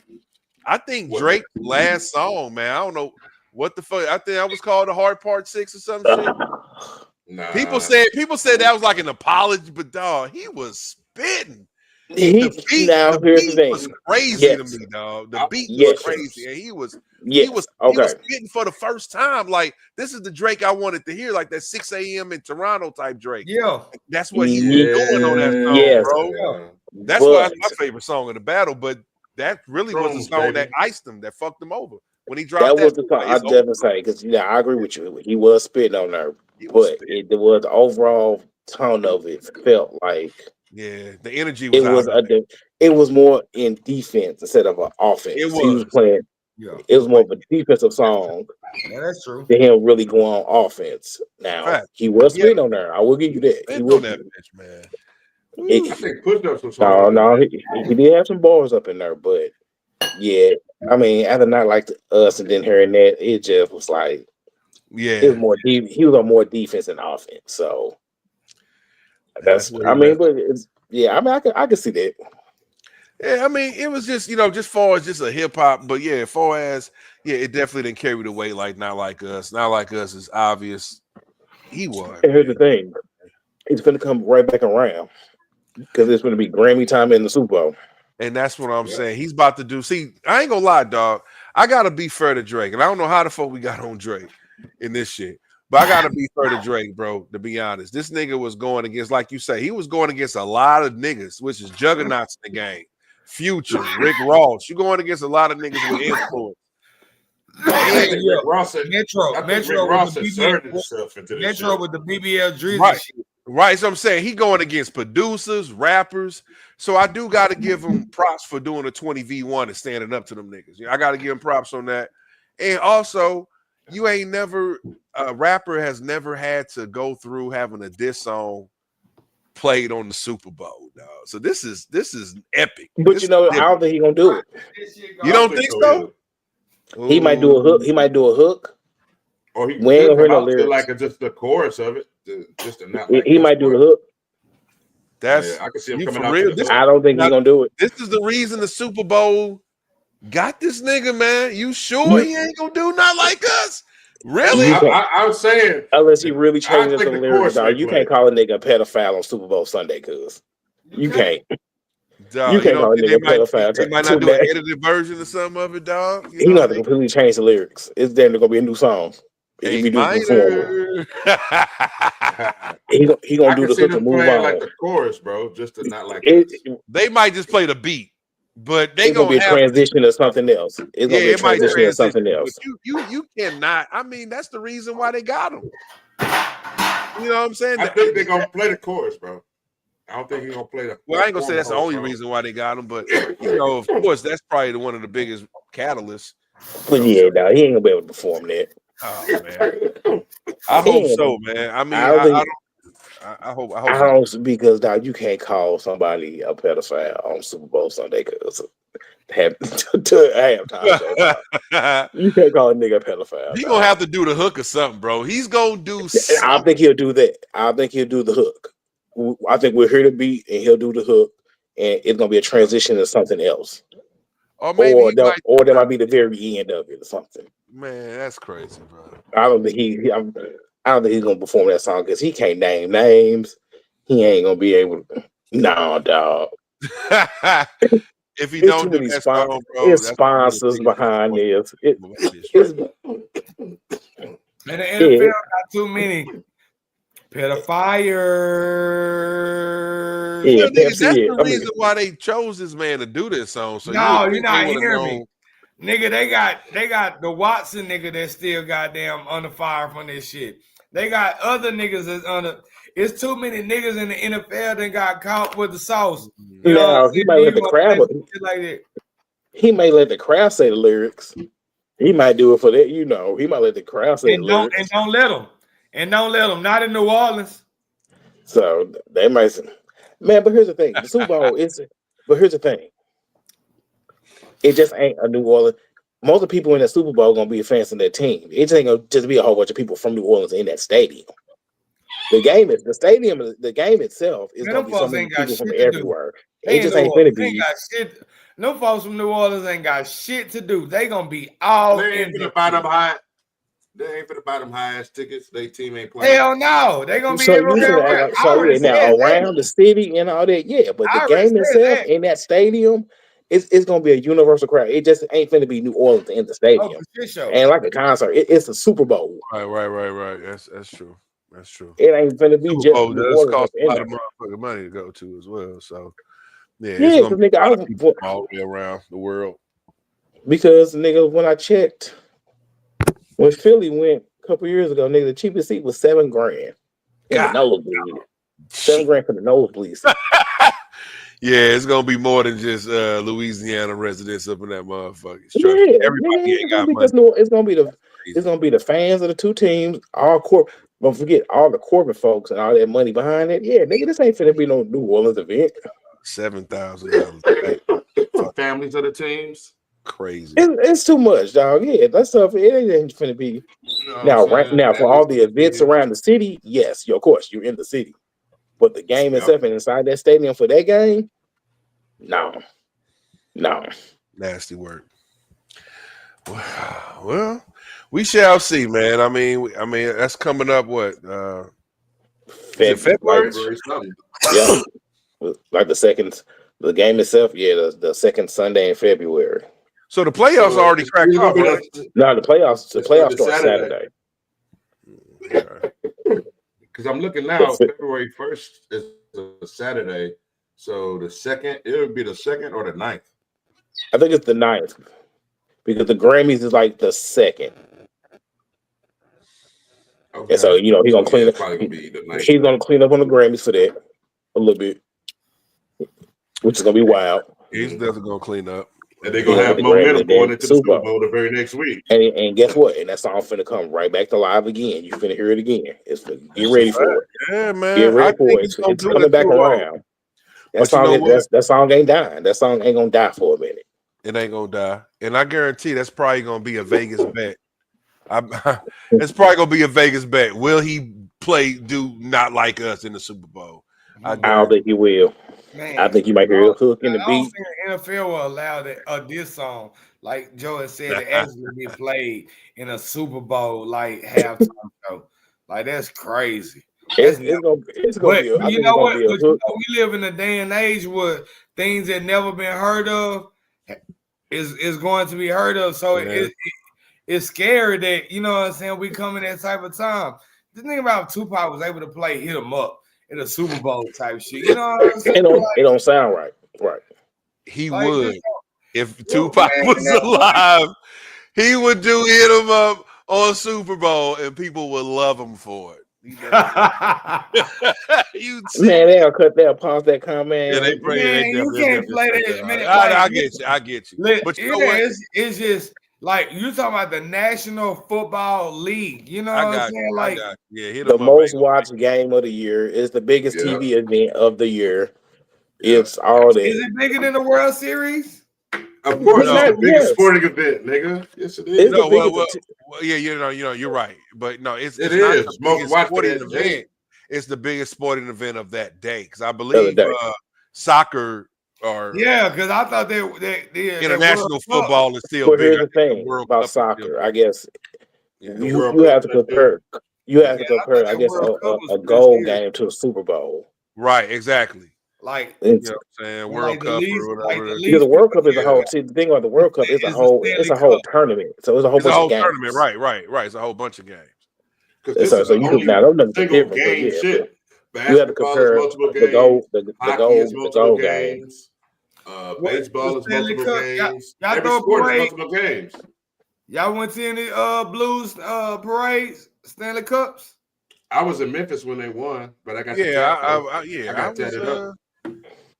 That's their first time winning. I think when they won, I just moved to Dallas. No, yeah. Yeah, I was downtown when they won. I was downtown. It's 2019 when they won, Joe. That's when I moved down here. It was 2019. Okay. Yeah, I was in Memphis. That was my second year in Memphis. I think I just moved down here. I still got the paper. I got the paper hanging up in the podcast room. Should have said it was live though. Oh yeah, it was definitely. I wish live. I could have came, bro. Atmosphere was live, but atmosphere always live when St. Louis wins, man. When the Rams won in '99, that was crazy. Anytime Shit, when the I Cardinals won, crazy. I think I talked about that last time. When the Cardinals won, that was Halloween. Yeah, cities in rare form. The Cardinals won this. Crazy. Art McGuire. Huh? What'd you say? I'm just saying the Cardinals. Y'all had Mark McGuire in that motherfucker. Oh yeah. Big Like, Mac. you know what I'm saying? They made a whole section after this nigga. It was just regular seats until that nigga started hitting home runs in one specific spot or one specific area. They made that whole little spot Big Mac. Nigga, that was the name of Highway 70. Nigga, they call that shit Mark McGuire Highway for a while. Yeah, fact. Before the Royds came, before they found out about the Royds, right? Everybody knew that was coming. Big Mac land. They still got that shit over there too. That shit was Mark McGuire Highway. I-70 downtown was Mark McGuire Highway. I mean, shit, that might have been one of the biggest events in baseball, man. One of the most. Nigga, that brought baseball back. Baseball was dead. That's what I'm saying. Him and Sammy Sosa going for that home run, battling for home runs. Everybody was pulled in. Yeah, nigga, baseball was dead. Yeah, facts. That brought the sport back. That was a crazy Barry battle. Bonds. And Barry Bonds came right after that. Barry Bonds, yeah. You know what I'm saying? So yeah, bro. I think Barry Bonds was in that. Sammy Sosa, all that. Yeah, right. Damn, nigga forgot about Barry Bonds. Yeah, can't forget about berries. The nigga still the home run came. My favorite natural, at least that I know of, my favorite natural home run hitter was Ken Griffey though. That was my favorite player. I mean his swing. Oh yeah, his swing. Yeah, his swing is epic, bro. Ken Griffey was that dude. Yeah, it's cool. The swing is it's ever. Yeah, it's not even close. Running up the track, catching the ball. Yeah, no doubt. Come on, yeah, him and Kenny Lofton was Griffey had that swag. Running up that wall. Yeah, that swag. That's a black thing, right? And at that time, he was like, I can't say Michael Jordan, but he was definitely Michael Jordan in the league for sure. He was close to Michael Jordan in the baseball. Straight up, because his shoes were selling like a motherfucker. He's as big as Michael Jordan at the time. And still probably still do. I don't know. But he was that nigga in baseball. Like that swing nigga. The kid. Ken Griffey really Ken Griffey everywhere. They always talking about LeBron playing with his logo. But shit, his dad was the first to do it. Yeah. His dad, it was him and his dad on the same team. People forget about I think he's the only baseball nigga that had his own shoe. Yeah, probably so. Probably had his I can't think of no other baseball player shoes like that was out there. Bo Jackson. Bo Jackson. Bo Jackson was both. Was that both. He had both though. He had both. He was football. Prime. But he both. But I don't. You can't. But I mean, did Deion ever come out with a baseball? Every Diamond Turf that came out was doing football season. Let's not even play. Well, I'm just saying because I think Deion only had football shoes though, right? Did Deion ever come out with a baseball shoe? Deion came out. Well, his shit was turf, speed turf, and it's also speed turf, like football shit. Yeah, you know what I'm saying? Turf. The Diamond Turf. That's Diamond Turf, right? Diamond Turf. There you go. I mean, but I think his logo was it's baseball diamond in the goalpost. Yeah, he probably did have a cleat or something. I think so. I know Bo Jackson did. No, neither one. Shout out to them guys, man. So you know what? Real quick, man. You know, since we talking about sports, man, talking about Deion, man. You think his son going number one in the draft, man? Upcoming draft, man. Or do you think he even going first round? Are you asking about Shallow or Shador? Shador for sure. Yeah, Shallow ain't nowhere near the first round if he get drafted. Yeah, I doubt the first round. I can be real with you. Which ain't no slight to him, but you know, I think his brother got more of the prestige. You know, one point. Yeah, because Shallow. I might see Shador as maybe second round first. You know what I'm saying? First pick. Over Travis Hunter? Oh, Travis. I would take Travis Hunter. I would take Travis Hunter. I would say Travis. But you know what But question? you need a quarterback. What question But is you need a about quarterback Travis? too, though. Travis. Yeah, that's it. What question is about Travis? Who got the number one pick now? Is it Tennessee? Who got the number one pick now? Because New England lost the last game, and they fired the brother for it. Well, partially, unless he already knew he was getting fired, and that was his fuck you on the way out. Which that happens too. If he knew he was getting fired, he was like, "Man, fuck this. Let's win this game. I'm gonna fuck up their draft pick before they fire me." That happens. Hey, that's true. Niggas be doing it. They on their way out. Well, it's gonna be interesting to see, man. I think he might get first round just because of the name he brings. He's gonna bring some attention to whatever team he go to, especially if they need a quarterback. If they're a team that just need a quarterback, then But I don't think he's gonna go number one. Not that he don't deserve it, but I just don't think they gonna show him that much respect. I don't know. We'll see. I think he going second round first. I mean second round. Damn, that's fucked up. If he goes second round, that's fucked up. I ain't gonna lie. Second round, first pick. There's so many others that's better. That's better than him. We got two Joe Cracks there. What the hell going on? Well, man, I'm gonna tell you like this. It's almost motherfucking midnight, fellas. And it's been great. Yeah. It's been beautiful. It hasn't been fake. I'm good going forward. Especially, we'll talk football talk. You know what I'm saying? My boys play Sunday. Hey, man. It's been great, man. Yeah, for sure. Hey, but you know what, Joe, man? Listen, we're going to be doing this next week, man. If you can, you know what I'm saying? I would love to get your insight as a married man on topics. It's going to be definitely more so based like how we got it going on, man. It's going to be a nice. I got to figure it out now. I'm good going forward. I got to figure it out now. 3-hour show. Oh, bet you already got. Hey, hold up, nigga. Hold up. You missed the 2024 wrap up, nigga. That was 4 hours, nigga. I was on there. Yeah, he was on there. He was on there. He was on that one. Oh, he missed the one before that. Yeah. Okay, I'm tripping. He was on there. One of them you was supposed to have been on though. Nah, he was on that motherfucker. He was on there with Green Girl and Hazy and everybody. Yeah. That was 4 hours, nigga. So yeah, it was 4 hours, man. I was there for me. I'm just happy to be on the goddamn net with y'all for that long. Let's start. Hey, you game for Saturday while we on here? Saturday? I'm snowed in. Oh, for real?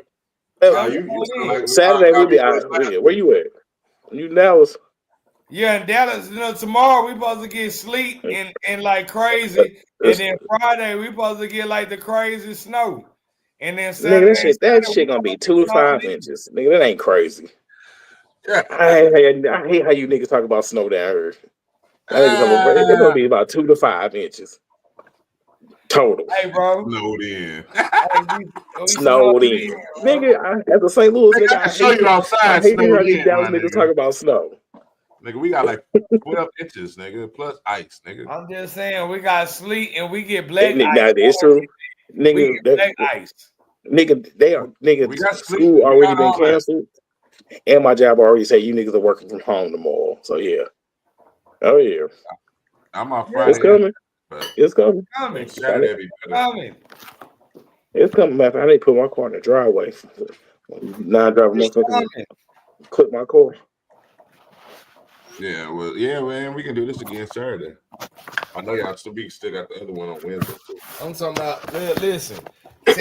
Listen, we get heat. We don't get sleep. You know, understand me? So, hey, man, you gotta know what's going on, man. You know what I'm saying? We get heat strokes around this motherfucker.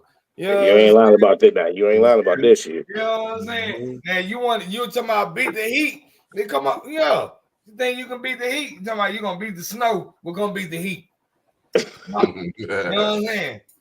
Our summer mornings will make you feel like this is straight disrespectful. Nigga, you know what I'm saying? 9 o'clock, that shit on your back.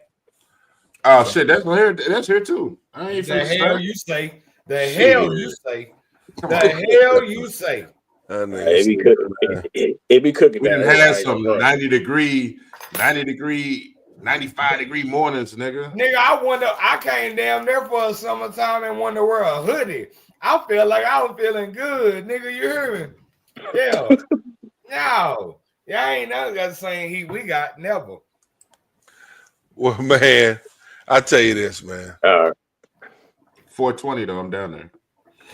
420 down. He's down in Texas, man. And but yeah, man, y'all be looking out Saturday. Currency, bro. You Currency going, concert, ain't it? Yeah, going? Currency concert. You better go, Joe. 420 down here. Yeah, you going? Yeah, I go. Especially if you coming down, I'll go. Yeah. Let's get I think trees or something.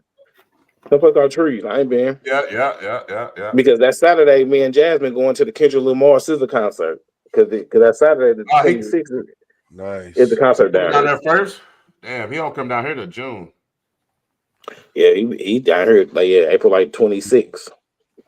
Some shit like that, which is like a Saturday. So yeah, because that Currency every next week. I'm about to say, damn, that'd be dope to do both. Yeah, I'm gonna go. I got to get my tickets, man. I got to see him while he in the Lou, man. Got to. Well, bet, man. Well, listen, man. I'm gonna end this damn thing, man. But I'm gonna take us out on one of them old bass head songs, man. But I appreciate everybody for joining, man. This is the first episode of Country Cuzzinz, man. You know what I'm saying? And shit, like I said, we still got Spit Your Game, talking shit on Saturday. We're gonna do one on Saturday. Was eating some gumbo? Hell yeah. There you go, man. That's where it is. And shit, we're gonna have another episode of Country Cuzzinz on Friday next week. So we're gonna be working, man. Overload. Let's keep it moving. But I'm gonna end this motherfucking show on one of my favorite songs, man. And I can play it and not get a strike. Okay. You know what I'm saying? I can play bass head and not get no strikes, nigga. Oh shit. That's a fact, man. Wow, y'all, man. In a minute, y'all. Thank y'all.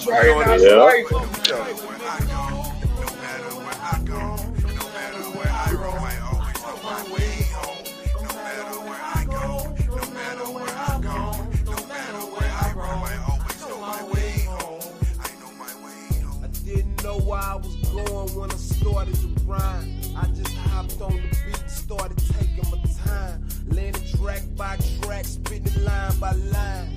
The ones that's artificial, hop in the booth and start lying. About money they done made, about cars they done drove. I mean the niggas they done shot up, they little stank ass hoes. They playing for music, nigga your plan is stupid. Got shook in your tank, you need to plan for Q. What it is, you entertaining me. I diarrhea at the mouth, the nigga straining to me. I'm what you're aiming to be, nothing less than a G. A lot more to the game than you see. Homies with a horn.